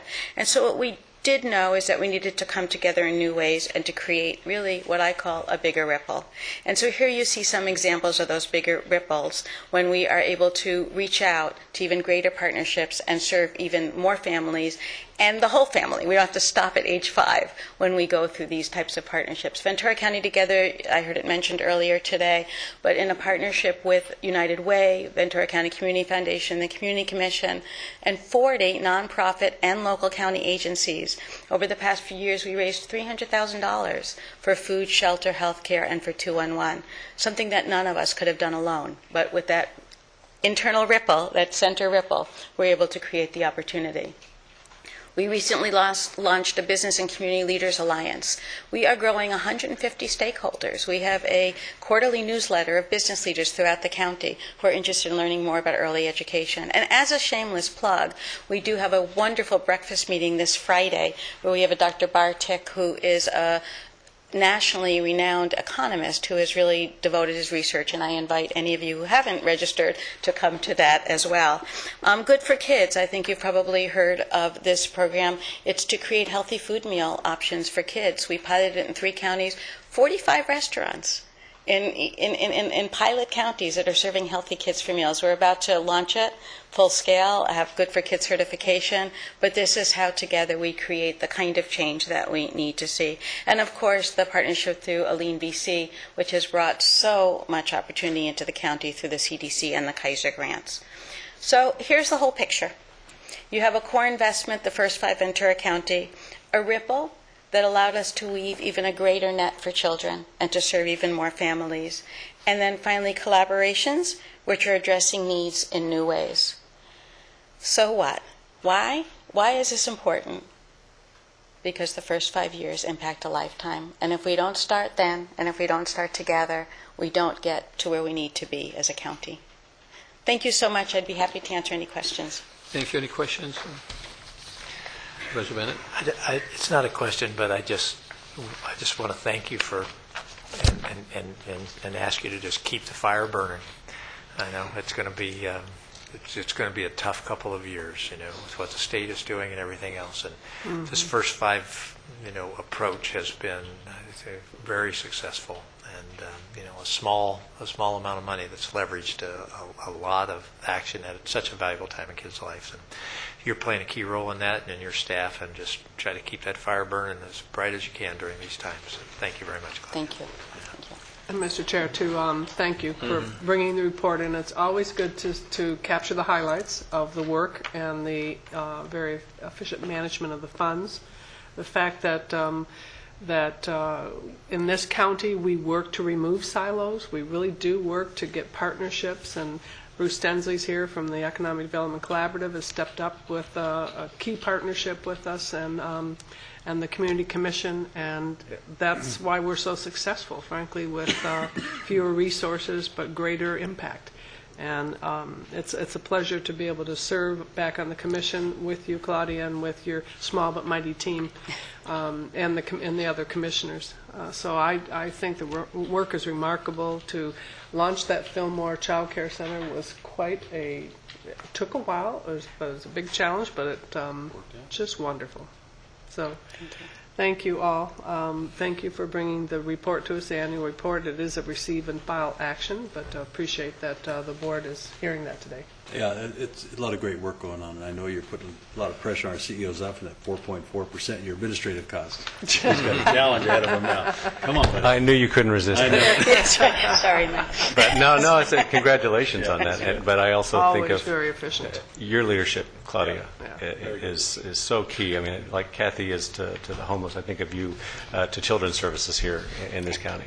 It really makes a huge difference. And Claudia, thank you too. I had the opportunity to serve with you for a couple of years, so keep doing the good work.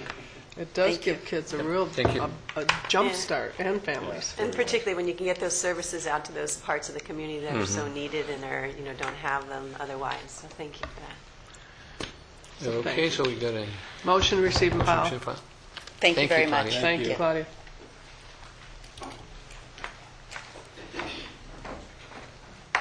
And now here comes Ray. And ready, public hearing number 29. He stops in his tracks. Come on, ready. Proposed sewer rate changes. This is for Nyland. Good morning, Chair, members of the board, Mr. Powers. Reddy Pakala with Water and Sanitation Department of the Public Works Agency. Mr. Chair, I'll be presenting item 29, 31, and 32. If you wish me to present all 3, that's your pleasure. So I'll proceed with item 29. Okay. Item 29 is a public hearing for the sewer service charges and also for the sewer standby charges for the county service area number 30. CSA number 30 provides sanitation services to the community of Nyland Acres, which is north of 101 freeway and outside the city of Oxnard city limits. All of the sewage from Nyland Acres is discharged to the city of Oxnard sewer collection system for treatment and disposal. We are not recommending any changes, no increases for the sewer service charges for upcoming year. We are simply recommending that your board adopt a resolution authorizing us to collect these charges on the annual county tax roll. Required legal notices were published by clerk of your board, and I'll be happy to take any questions you might have. And this is a public hearing, and I don't have any speakers, no? So, okay, so we close the public hearing. All I got to say is, congratulations, you're able to do that. And Thank you. Keep up the great work. Thank you. do we need a motion on that? I have a motion. Okay, and a second?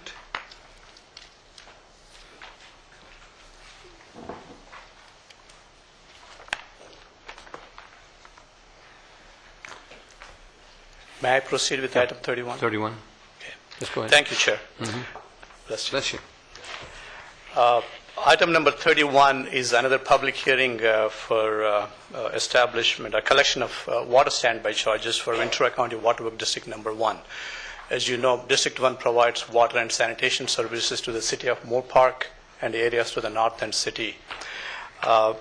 We collect $46.82 per acre for a maximum of 5 acres for those parcels which are adjacent to the existing water line within the district service area. We are recommending that your board authorize us to collect the charges on the annual county tax roll, like in the past, and required legal notices are published by your clerk of your board, and I'll be happy to take any questions you might have. Okay, and this is a public hearing. I don't have any. We'll close the public hearing. What's the pleasure of the board? Second. Okay.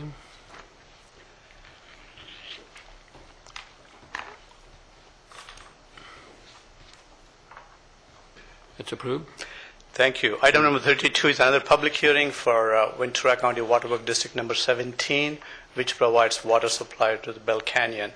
And again, these are the standby charges. The district has been collecting $46.82 per acre for a maximum of 5 acres. We are recommending that your board approve the resolution in your staff report for us to collect the charges on the annual county tax roll. I'll be happy to take any questions you might have. And this is a public hearing. I don't have any speakers, so we'll close the public hearing. What's the pleasure of the board? Make a motion. I'll make a motion too. I'll second that.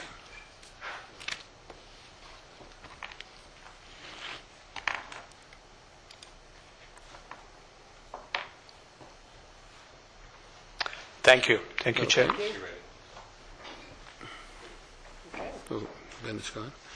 Okay, then item 30 is receive and file a study session by Ventura County Workforce Investment Board. And this is, okay. Good morning, Chairman Zaragoza, members of the board, Mr. Powers. I'm Alex Rivera. I am the chair of the Workforce Investment Board of Ventura County. Thank you for having me. Joining me this morning are fellow members of our Workforce Investment Board, along with members of various committees and our WIB staff. And I'm pleased to be here with you this morning to be able to provide our annual study session. I believe a copy of the presentation had previously been submitted to the board, and hopefully if I can use the clicker all right, we'll go through this fairly quickly. This morning, what I would like to do, and I will, is to talk to you a little bit about how the Workforce Investment Act funds are used here in Ventura County, how our WIB serves as a catalyst for collaborative action to build our workforce, as well as ways that your board can strengthen the Ventura County workforce as well. I know that each of you have served for a while, and so you're most likely familiar with our board, but for the record, the WIB is a group of business leaders appointed by your board to do a number of things. First and foremost is to administer the Federal Workforce Investment Act funds. Also, our board oversees Workforce Investment Act programs for job seekers, for employers, as well as for youth. And we engage in a wide variety of public and private sector entities in building a strong Ventura County workforce. With me this morning are a few of our board members and committee members, but I think it's important to note that while there may be 36 different entities represented on our board, there's actually a little more than 60 different entities that help serve on our board through various committees. Here's a brief summary of our WIA funding status. This past year, we received more than $6.6 million in WIA core funds. In the coming year, we expect a slight increase in adult and youth funds and a slight decrease in dislocated worker funds. You'll note on the slide that there is a footnote or a notation that the amounts for rapid response are an estimate. We expect notification from the state of that exact number by the end of the month. Here we have a quick summary of what's been happening this year. These numbers are through the first 3 quarters of our fiscal year. So in the first 9 months, our program providers have provided or enrolled a total of 1,056 participants. The required outcomes for adults and dislocated workers include getting a job, keeping a job, and an overall average increase in earnings for participants. Sometimes it's a challenge in today's economy. For our youth, we're evaluated on gains in literacy and numeracy, placement in education or employment, and attainment of a degree or certificate. Thanks to the great work of all of our program providers, we expect to meet or to exceed all performance requirements by June 30th. We also serve other job seekers and employers. As of the end of the third quarter, more than 23,000 individuals had received services in jobs and career centers. 19 businesses with over 1,200 employees had received rapid response support during their layoffs. We had 13 employers who had received layoff aversion services. 144 at-risk jobs were retained, and more than a third of those retentions involved incumbent worker training.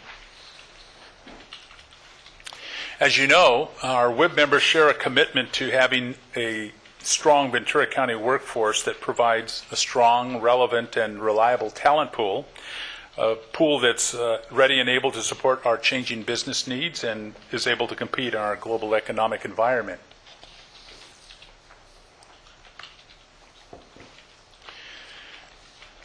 Our WIB has also served as a catalyst and as a facilitator to engage employers in candid discussions about demand-driven needs here in the county as it relates to workforce development.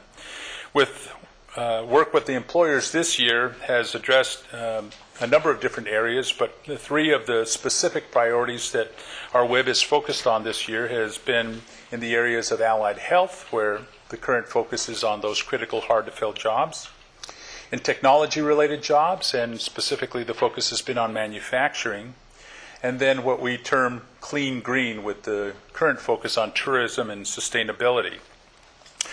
I wanted to give you a quick overview of how we're tackling a big challenge in manufacturing, especially since that's the industry that I come from.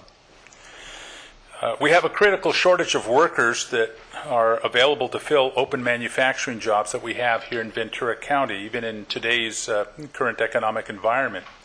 Unfortunately, many of our unemployed workers don't have the necessary skills that manufacturers are seeking. Even entry-level workers are sometimes unable to pass the simple math, reading, and problem-solving tests that our employers are looking for. And with baby boomers aging out of the workforce, along with folks simply leaving altogether, there's a growing shortage for replacement workers. You may be aware of the fact that we have more than 900 manufacturers here in Ventura County, many of them small and mid-sized employers. And without qualified workers, those businesses are finding it difficult to grow.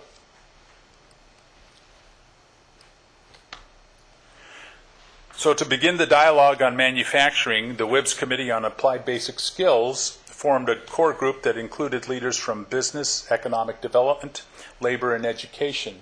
This slide portrays some of the different partners that have collaborated with us to address those basic skills jobs and technology-related jobs in the manufacturing sector. And I apologize for this particular slide. I know it's a little bit difficult to understand, but I'll try to make it as simple as I can and go through it rather quickly. Our committee used the WIB model for building a workforce pipeline, and so if you refer to the chart, you'll note that I'll be commenting on the columns from right to left rather than left to right. So first, our committee members used the combination of research and firsthand experience to determine common priorities for key manufacturing jobs in Ventura County, and that's noted on the far right-hand column. Next, they identified education and training needs and gaps for those jobs. Third, they had identified what resource issues and challenges were being faced by employers here in the county. Just a quick comment, as you know, WIA funds are limited, and so we need to work across the Ventura County community to align and leverage those resources. We have already established the structure for a donor-advised fund, Workforce Ventura County Fund, through the Ventura County Community Foundation. And finally, on the far left, the committee decided on which gaps to address first, and you'll see closing the gaps manufacturing highlighted in yellow on the left-hand column.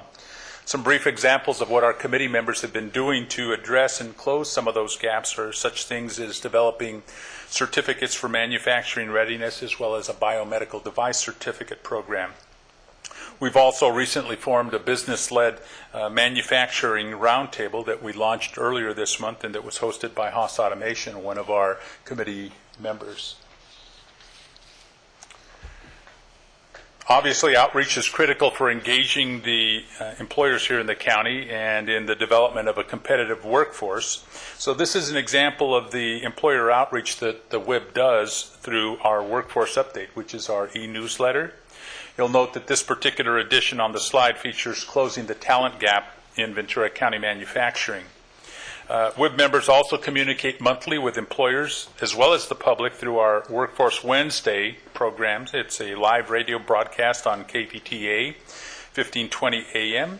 As it turns out, tomorrow morning, Wednesday morning, is our next Workforce Wednesday broadcast. So if you have the ability to tune in at about 7:30, you'll hear what's happening specifically in the area of sustainability jobs and our economic advantage for going green in agriculture. We did cover manufacturing workforce needs in December, and I should also point out that those broadcasts, at least the sound clips, are captured and posted on our WIB website for future reference. WIB outreach also is directed towards job seekers to the WIA programs and services, and information is available through a number of different sources. I think most of you are aware of our job and career centers that are scattered across the county. There's also VOS, the online virtual one-stop that provides 24/7 access, the job link kiosk that we have in Ventura and in Camarillo, our WIB website, as well as the Facebook link that we have on our WIB page. Our WIA program providers encourage job seekers to continue to consider opportunities in those high-demand sectors, including manufacturing. One of the things that most of us have struggled with is trying to raise the awareness of young people, and here in Ventura County it's no different. Raising the level of career awareness is one of the specific objectives and initiatives that our WIB is focused on.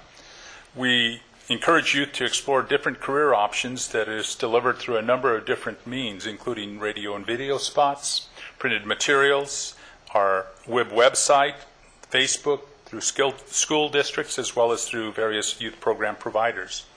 On this particular slide is an example of career information relating to high-demand jobs in manufacturing.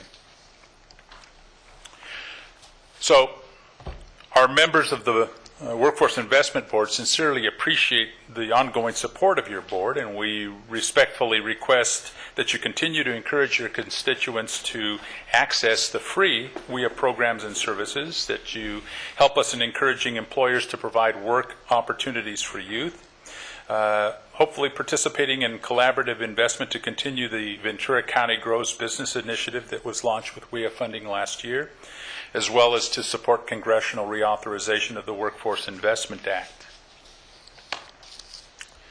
For more information about our WIA programs and services, we invite you and others to visit these various sites, including our specific website, www.wib.ventura.org.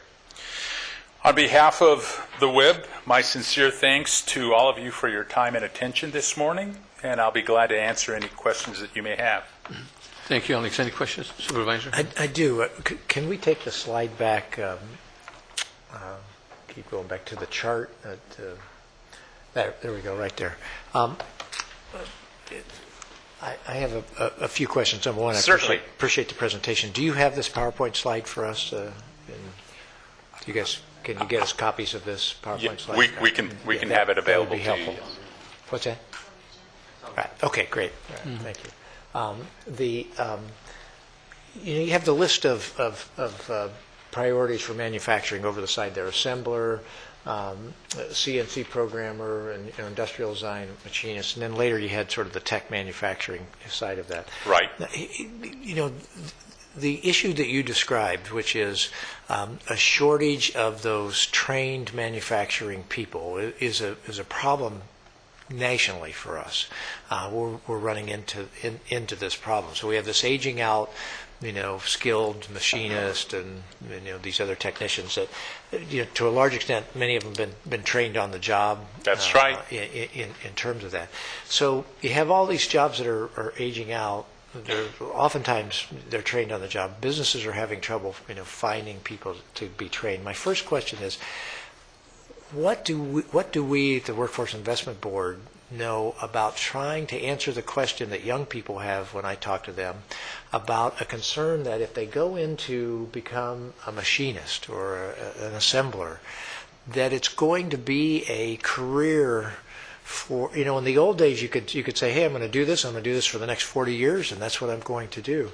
Now they see such rapid change that they don't know that career is going to exist for them 7, 8, 10 years from now.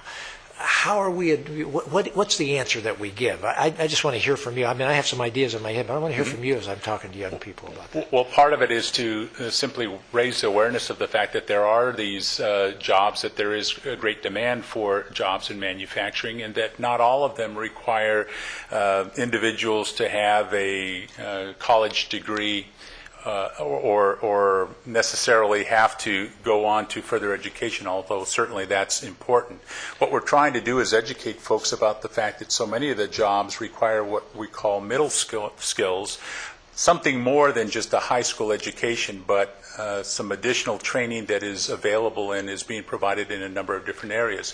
What we try to explain through our outreach is the fact that we're focused here in Ventura County on where the demand is, and the column that you pointed out is the specific priorities that a group of employers that we've surveyed and assessed have said, even though we may have different companies, different types of positions and so forth, there's certain key skills that no matter what job you go into now or in the future, they're going to be required. And that's really what we're focused on, is development of those skills so that people will know they're going to have longevity. There's going to be legs to stand on when it comes to the jobs of the future. Well, why? What is it that we're saying that says there'll be longevity? I mean, so they get trained. What's the longevity that even the job will be around 25 years from now? Increasingly, jobs, whether they're in manufacturing, allied healthcare, or others, are becoming more and more technical. And the idea is there's certain skills that are going to be required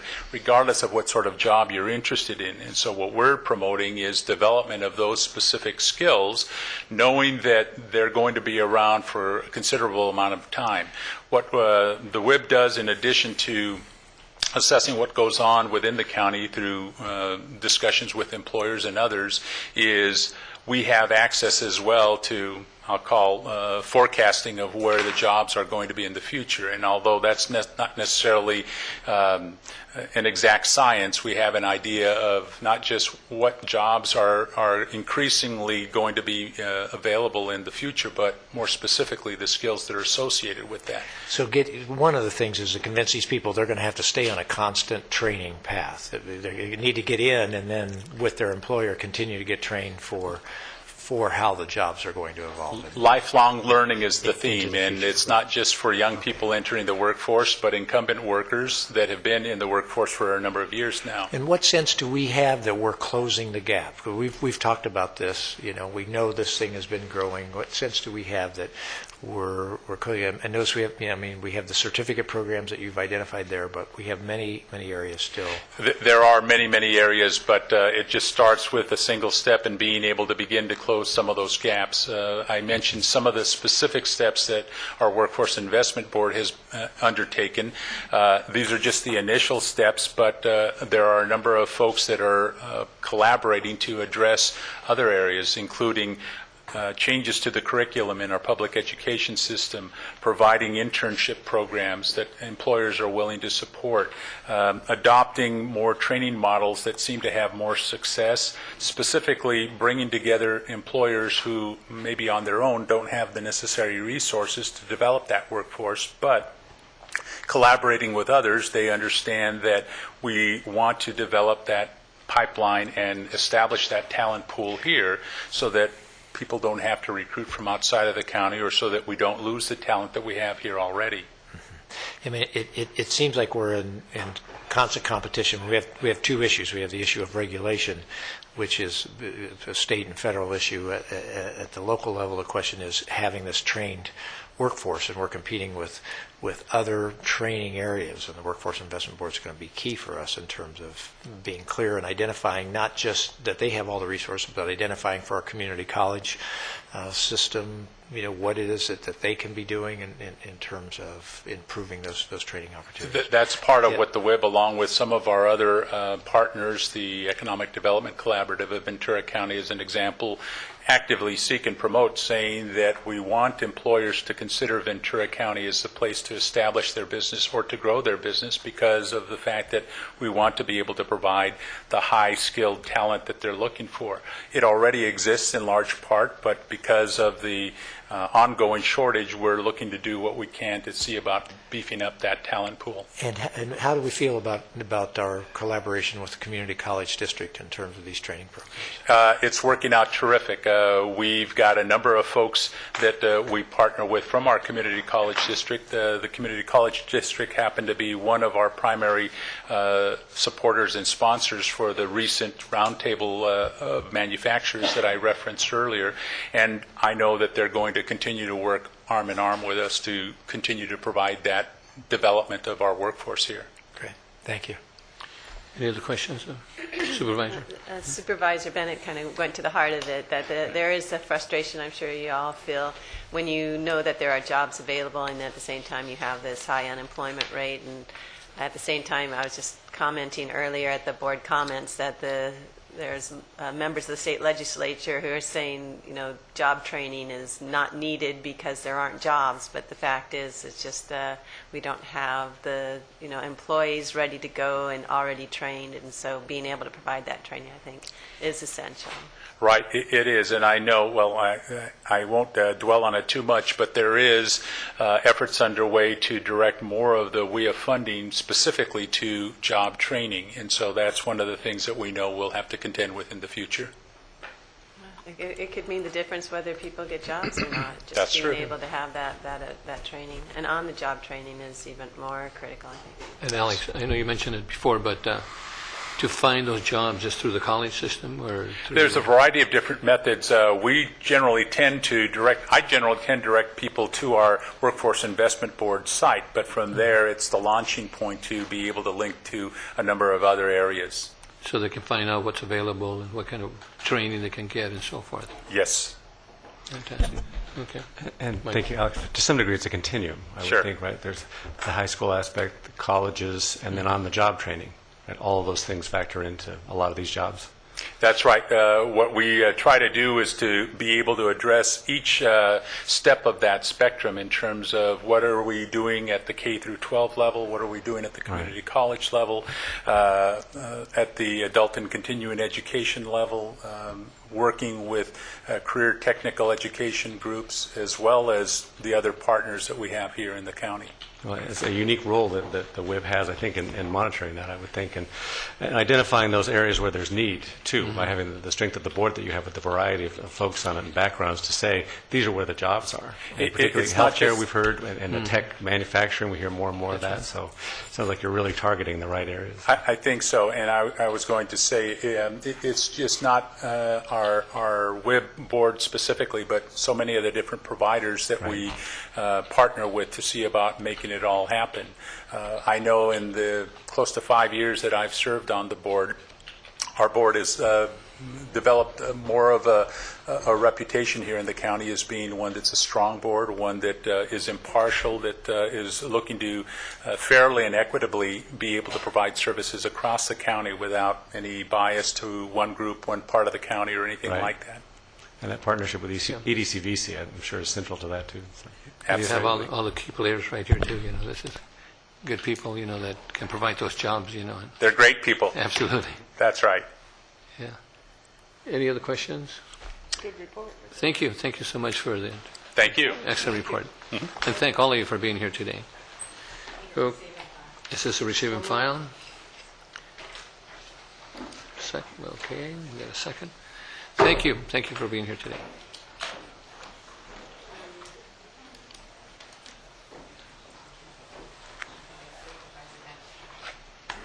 Okay. Okay, let me see. Our next item is item 34. Do we have to take action on 33? 33, do we have to cancel it formally? Yes. Okay. Okay. Second. First and a second on 33. Okay. Okay, that's passed. So item 34 is a recommendation of Supervisor Long to receive and file a report on... No, and I don't see my folks here. I don't see them here for this one or the next one. I'm not sure what that means. Let's see if they're outside. You want Michael to look? Who's... Oh, no, I had... sure. They're coming? They are? They're here? Okay, good. Okay. Okay.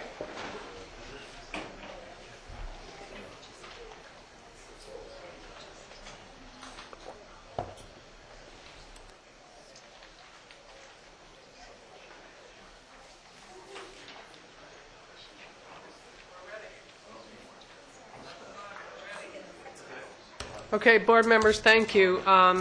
It's my pleasure to bring this to the board.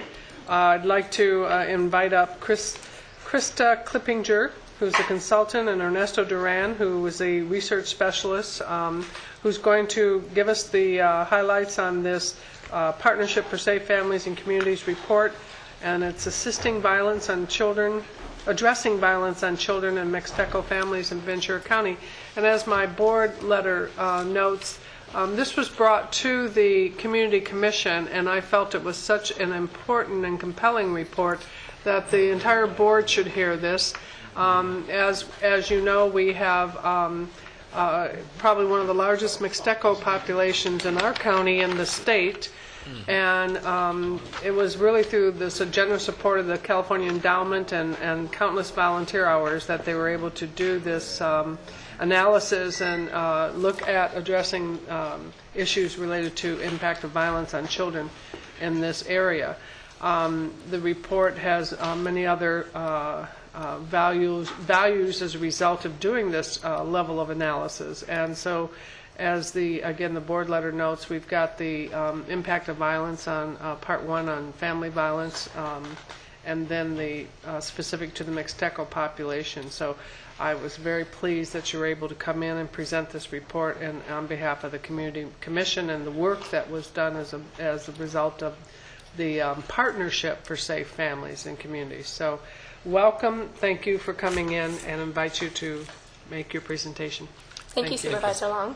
On behalf of the Partnership for Safe Families and Communities, we'd like to thank the board for allowing us the opportunity to share this report with you, and a special thank you to Supervisor Long for supporting this effort. The Partnership's mission is to promote a community committed to safe, healthful, peaceful families.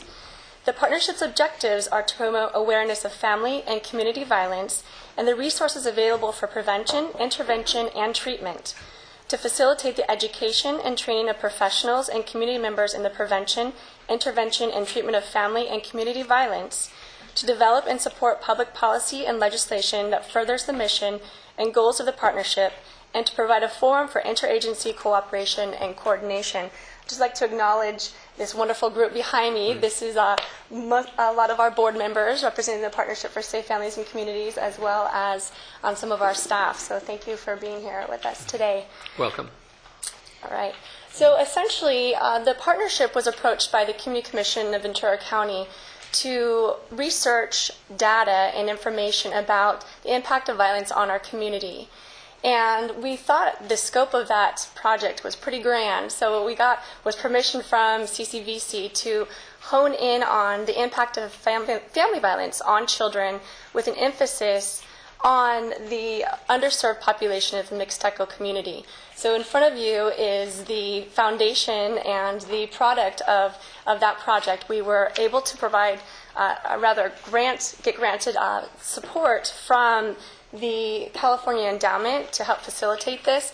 But as Supervisor Long said, it was also a collaboration of many volunteer hours, as well as the support of many folks throughout the county who made this happen, as you will note in the acknowledgement page of the report.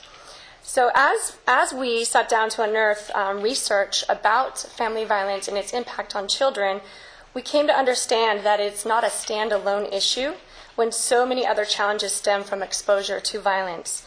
These and other correlated factors often coexist within the same home, school, and community, and they are often interrelated in very complicated ways. So this report is laid out in a 3-tiered process. The first is a presentation of data and research. The second tier is the recommendations to address issues related to these findings. And finally, identification of potential collaborators to move recommendations into action.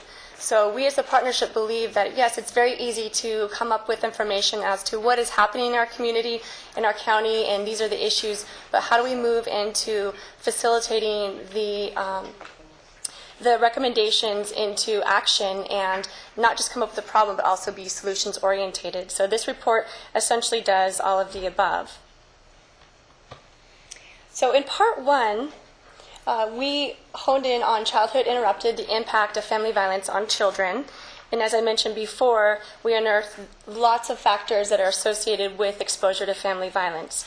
Acceptance of family violence as a normal behavior is reinforced when peers, family members, and other stakeholders in our community, for example, coworkers, social service providers, school counselors, law enforcement, and clergy, minimize or ignore the abuse and fail to provide consequences to perpetrators, and also fail to provide services and support to the victims. Thus, one important strategy to prevent family violence from happening in the first place is to detect and stop children's exposure to the abuse at home as early as possible, thus avoiding the learning and modeling behaviors and preventing acceptance of violence as the norm, hence what many of you have heard before, breaking the cycle. So in this part of the paper, it is broken into 4 subcategories: family violence and reporting, schools, a unique opportunity to connect, gang and violence involvement, and finally bullying and cyberbullying. The subsequent numbers following those headers represent the number of recommendations that we have created to address these issues at hand. Due to the limited time that we have here this morning, and our sheer confidence that each and every one of you will take the time with all of your spare time to read this report thoroughly, we are just going to present over the next few slides 2 of the 17 recommendations that are created in this report, and outline some of the identified collaborators, as well as followed by current progress on the said recommendations. So in part 1, childhood interrupted impact of violence, the recommendation is as follows regarding the level schools, a unique opportunity to connect. And forgive me, I'm going to read this. Even though we wrote this, I did not memorize it. Amend the Domestic Violence Protocol Handbook to indicate that first responders, law enforcement, will provide schools with information about children who have experienced a domestic violence event within 48 hours. Develop a form and process to successfully connect the exposed child to a caring adult in the school environment. The potential collaborators that we identified as the partnership are law enforcement, child protective services, school, and family advocates.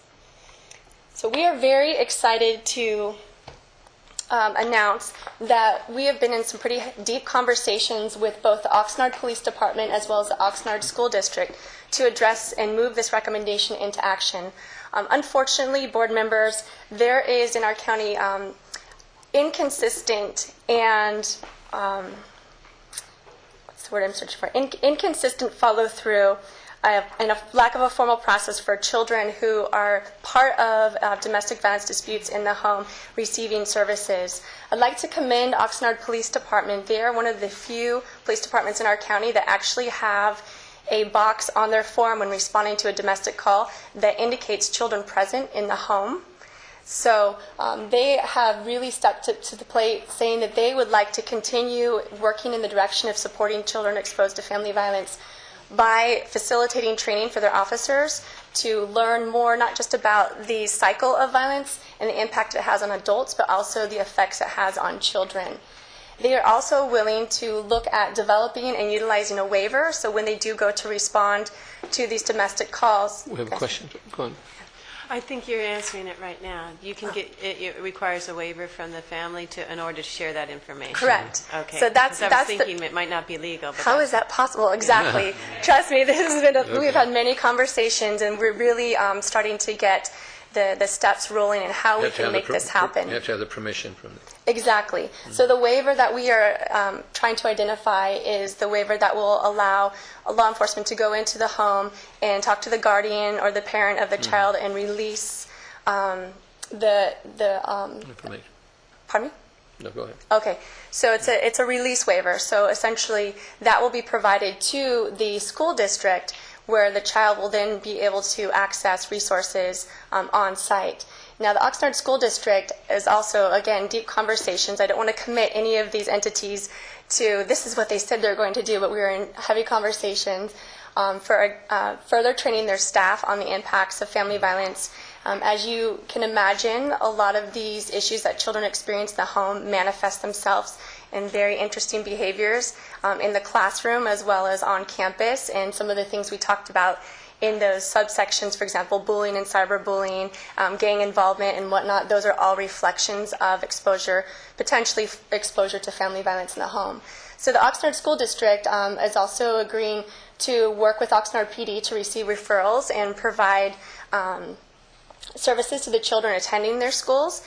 This, as you can imagine, there's a lot of legal things that need to happen to move this through. There are a lot of conversations that need to be had, a lot of connections to be made, but this is cutting edge, folks, and we're very excited. This has happened in other counties. I, personally had an opportunity to work with something very similar to this in San Diego County, so we know that it can be successful in our county. So our hope is to drive this recommendation into action and utilize the Oxnard Police Department and Oxnard School District project as a pilot to further continue these efforts in our county. We believe that it's important for these children to get the services that they deserve and they need to become healthy, thriving young individuals in our community. Are you limiting also just to the Mixteco population? Pardon me? Is this just limiting to this one population or to all children who have these experiences? So this particular pilot would be limited to children attending schools in the Oxnard School District. But it would not just be the Mixteco, no. Okay. So we have an emphasis on the Mixteco population, and Ernesto is going to share a little bit as to why we decided to include this population in this report. But when we're talking about the impacts of family violence in our community, we're talking about all children in the county. I'm going to turn it over to Ernesto. Thank you. Thank you, Krista. Hello. First of all, I'd like to say that when I was a young student in high school, I never thought I would stand here and present to my old school counselor, Steve Bennett, at Nordhoff. So, hello, good to see you. It's been a while. You did a good job, huh? You did. Shot out of the dark here. Just making sure you were paying attention. Ernesto, put your mics together. Yeah, thank you. Afterwards, I want to talk to you about family and what's happening. Absolutely. As Krista was saying, the reason why we decided to focus on the Mixteco community, it's because of the influx of Mexican indigenous immigrants to the United States. In Mexico, there are currently about 11 million indigenous left. About 560,000 of them have already migrated to the United States.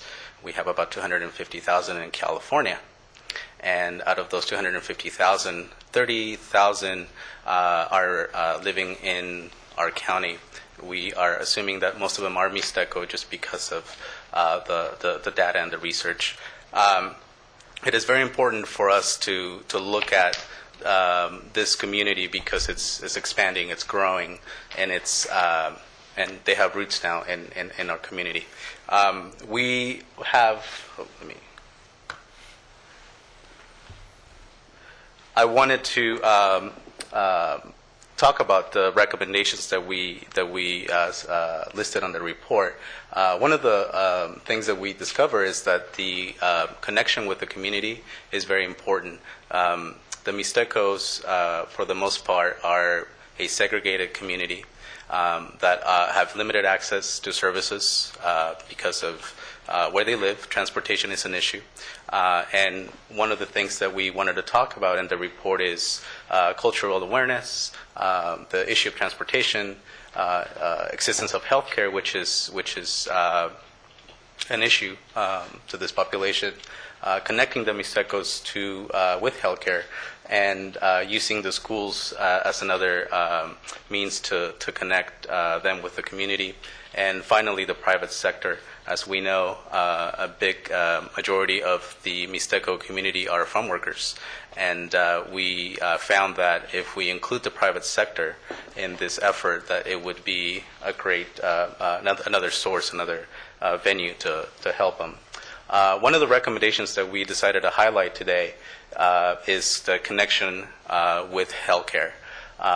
We want to communicate to the Mixteco community the existence of healthcare services. We want them to collaborate with social advocates that will prompt Mixteco community leaders to participate in public, community, and local education agencies meetings and collaborative groups to increase information sharing with their own communities. We want to leverage the Fresno model using La Hora Mixteca. We'll talk about La Hora Mixteca in a second. Some of the potential collaborators are local Spanish radio stations, community-based organizations, government and local education agencies. What's already happening in our community is very exciting. I'm sure it was brought in front of you, the prevention and early intervention programs that behavioral health is conducting. I am currently leading the innovations project that focuses specifically in the Mixteco community. One of the many things we found with the Innovations Project is that we can connect the Mixteco community using innovative outreach strategies.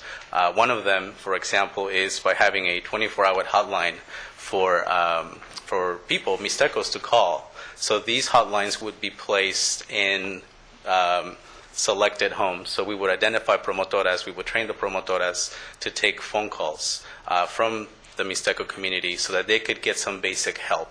The other one would be using the Hora Mixteca, which is a radio station in Fresno that allows Mixtecos for 1 hour to go on radio and talk about what they need, talk about what services they offer, and to connect with their communities in Mexico. This is a great model that we're hoping that with innovation funds we can... How does the promotoras work? How does it... Promotoras? Yeah. As far as the hotline? Yeah.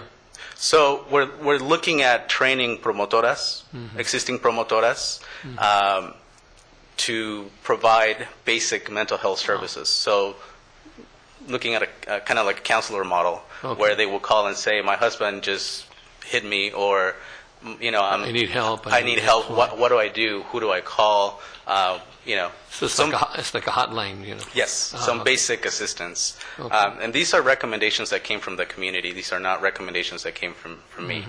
These are through focus groups we discovered that this is what the community wants. The radio station, like I said, would be another model.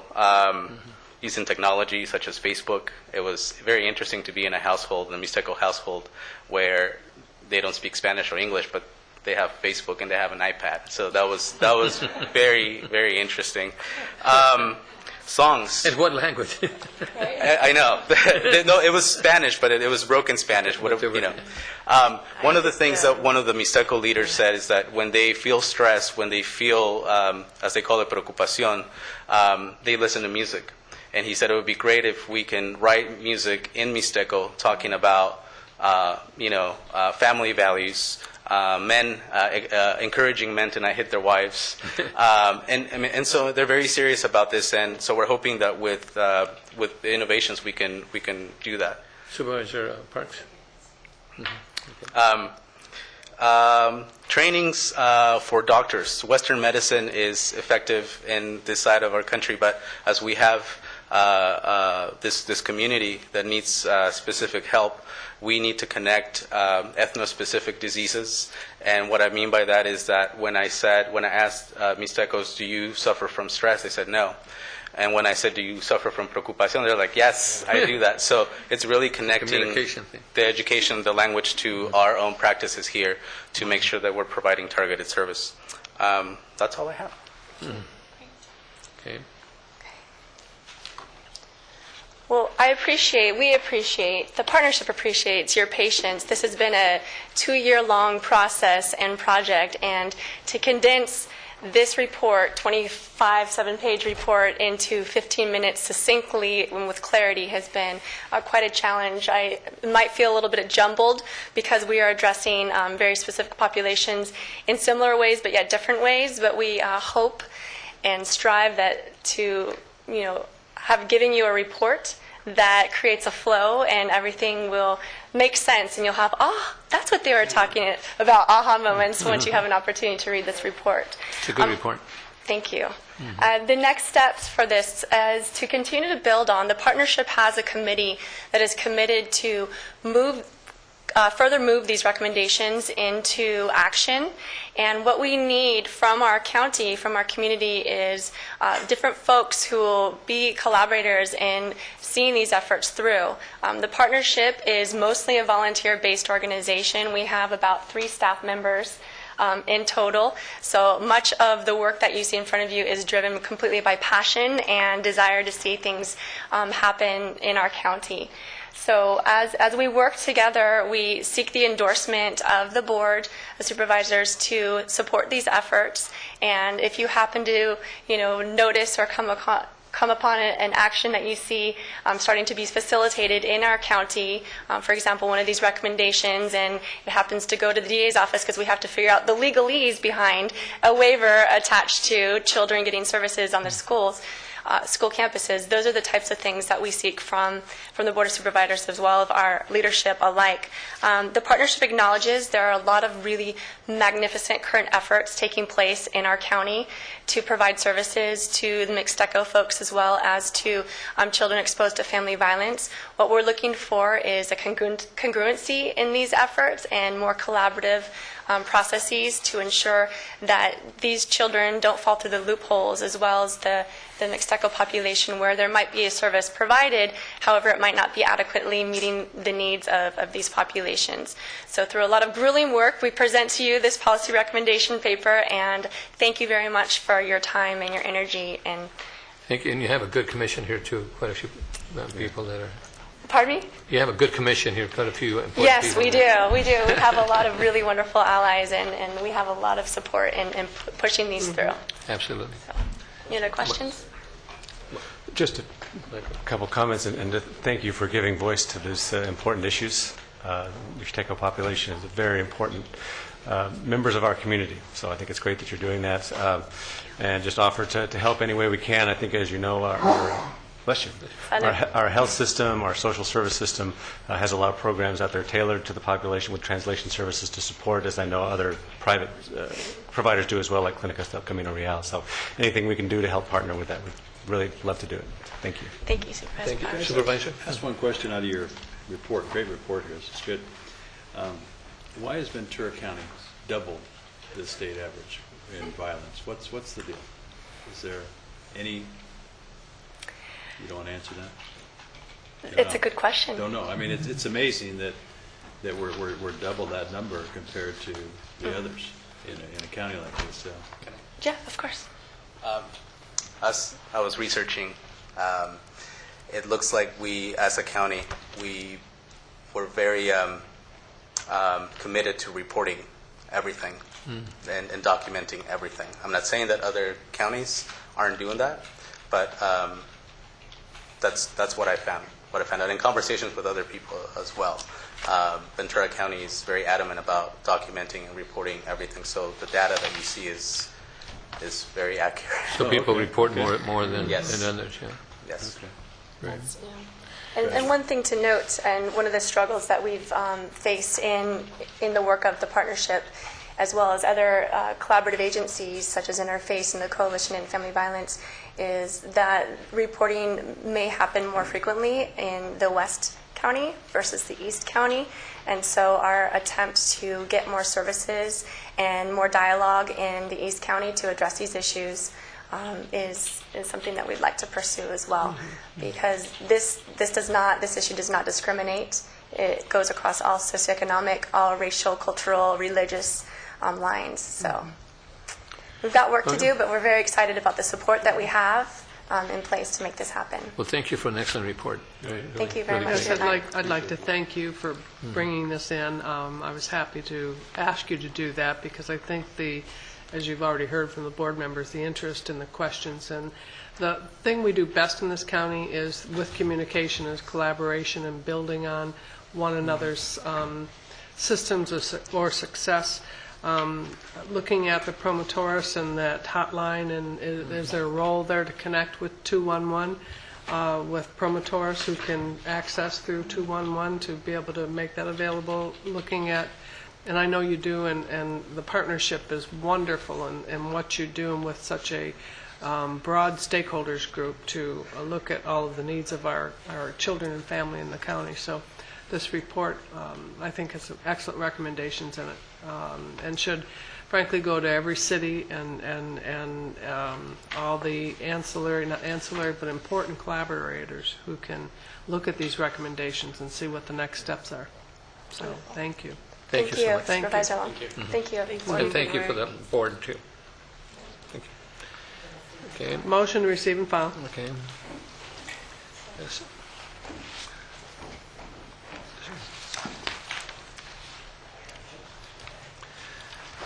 Okay, thank you. We got the next item is a presentation celebrating 20th anniversary for kids, Care for Kids. Yes, and Mr. Chair, thank you. This is our last item on the agenda today, and so we're going to end it with an exciting, happy note. And we've had a morning of really acknowledging and calling up to the board veterans and our homeless leaders and services and our foster children. Our TEACH program, and so we've had such a spectrum of our community in here today, and I thought it was just an opportunity with the 20th year of this golf tournament that benefits our Care for Kids and benefits Casa Pacifica to be able to invite you to the board to take the time to acknowledge a small but mighty public service group known as the Camarillo Rotary Clubs. That's the morning and the most powerful noontime. To acknowledge that on July 16th, it marks the 20th anniversary of the Care for Kids Golf Classic. It is a milestone anniversary celebration signified by the ability of the tournament to positively impact our local children and families with the funding raised from the event. Founded in 1992 by the Camarillo Rotary Clubs to benefit Casa Pacifica, Centers for Children and Families, as well as the Camarillo Rotary Foundations. Being the first charity golf tournament that was hosted at Spanish Hills Golf and Country Club over 2 decades ago and continues to be there. The Golf Classic has been chaired, and it's really a pleasure to have Stu Avery join us this morning, along with Alan Petrolo, who continue to lend exceptional leadership to this, along with a significant group of volunteers, both well beyond even our Rotary membership to folks who are engaged with Casa Pacifica, supporters, advocates who are all supportive of this tournament. Exceptional executive and trustee committee, again boasting from members of all sectors of our community. Over $1.4 million has been raised by the Golf Classic. And again, it has aided local charities such as CASA, which, as we know, is just an invaluable resource for us in really helping our children who are most at risk 24 hours a day, 7 days a week, providing the variety of services that CASA does that benefit our children.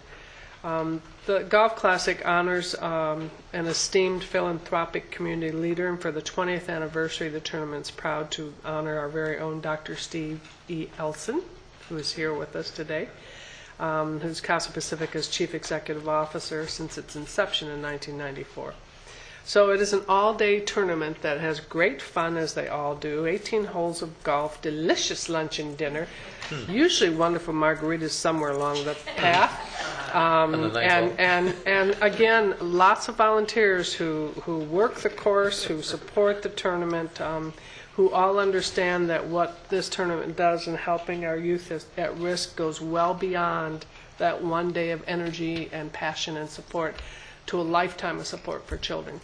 So I'd like to invite up Al and Petra and Stu and anyone else who'd like to come up and speak to this. I see Carrie Murphy's here from CASA, Steve Elson's here, Sheriff Jeff Dean, who's on the CASA board, and others. Please come up. Come up. I'm going to come down and present this resolution. We're going to do a hip hip hurrah. And I'm sure this is July 16th. There's still an opportunity for you to support, help, and lend a hip hip hurrah. And as I do this, Al and Petra are going to say a few words. I'd ask them to, and Stu also if he wishes.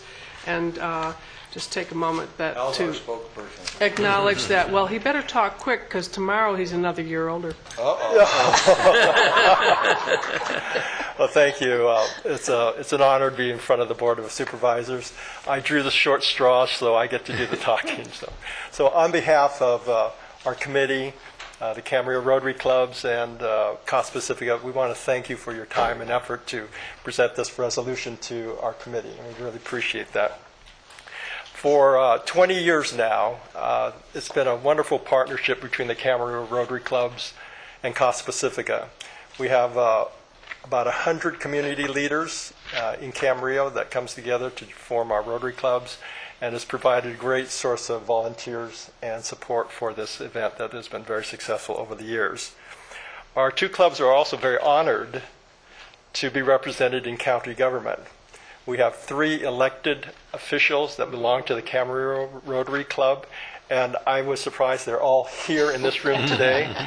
That's Auditor Controller Christine Cohen, Sheriff Jeff Dean, who took time out of his busy schedule, and our own beloved Kathy Long, all belong to the Camarillo Rotary Club. So we're very delighted that they could be there. Noontime, in fact. Same club. But it goes without saying that the real heroes, of this program are the men and women who deal with the children every day and give their guidance and their love and their support. And without them, that really, this is for naught. We could do anything we want, but without their being on the ground, boots on the ground, so to speak, it just wouldn't happen. I was going to talk about Steve. He did not come specifically to be honored, that he is our honoree for our 20th year, but he came really just to support us. But Kathy already mentioned he is our honoree, and we're just delighted to have a person that's been with CASA since the day the doors opened, and he's recognized not only locally but nationally as a leader in child care. So we're also very grateful for all of the community businesses that support us. If you look at the brochure, there's over 32 companies that are major sponsors in this tournament, without which we would just not be able to do this. Just to give you sort of an idea, an average of the past 5 years, we've raised $90,000 net on the day of the tournament. So it takes a great deal of cooperation. That's excellent. So we thank you. So on behalf of all of us here, again, we thank you for the time that you spent to recognize this tournament. We appreciate what you do, And if you do have any money left over in the budget, we don't mind contributing it to this tournament. But Of the $2 thank billion. you very, very much. So appreciate it. Thank you for sharing. Present this and we'll share it with our clubs. We will. I would just say congratulations to you, Steve, and just one question: what hole were the margaritas on again? Just It's between hole 4 and 5. But we it's a can wonderful deliver to cause. any hole. Thank you. Why don't we turn and take a group shot here? And thank you for the good work, too. That's excellent. She's over where?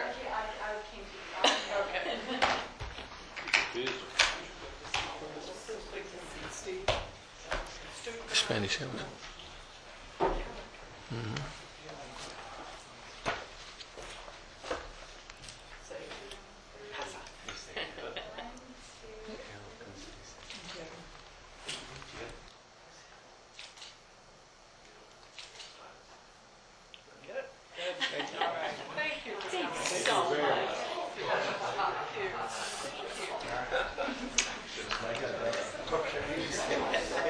Thank you, Cheryl.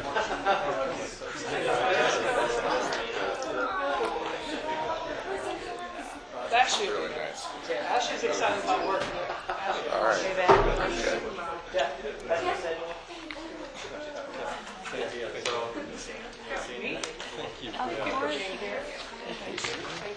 Which one? One time? And our meeting this way? Yeah. Okay. Well, thank you so much, for coming over. Can I? Go ahead. Supervisors, Kathy Long, thank you so much for honoring these terrific volunteers. There's no question that without the support of the community and especially this Rotary Golf Tournament, we would not be able to do what we do. So thanks to Alan Petros, Stu Avery, and all the hard workers at the Noontime and Morning Club, Camarillo Rotary. Thank you. Thank you so much, and thank you for being here. Thank you all. Thank you. See you. Okay, that's our last item, so we're going to be adjourned. Yay.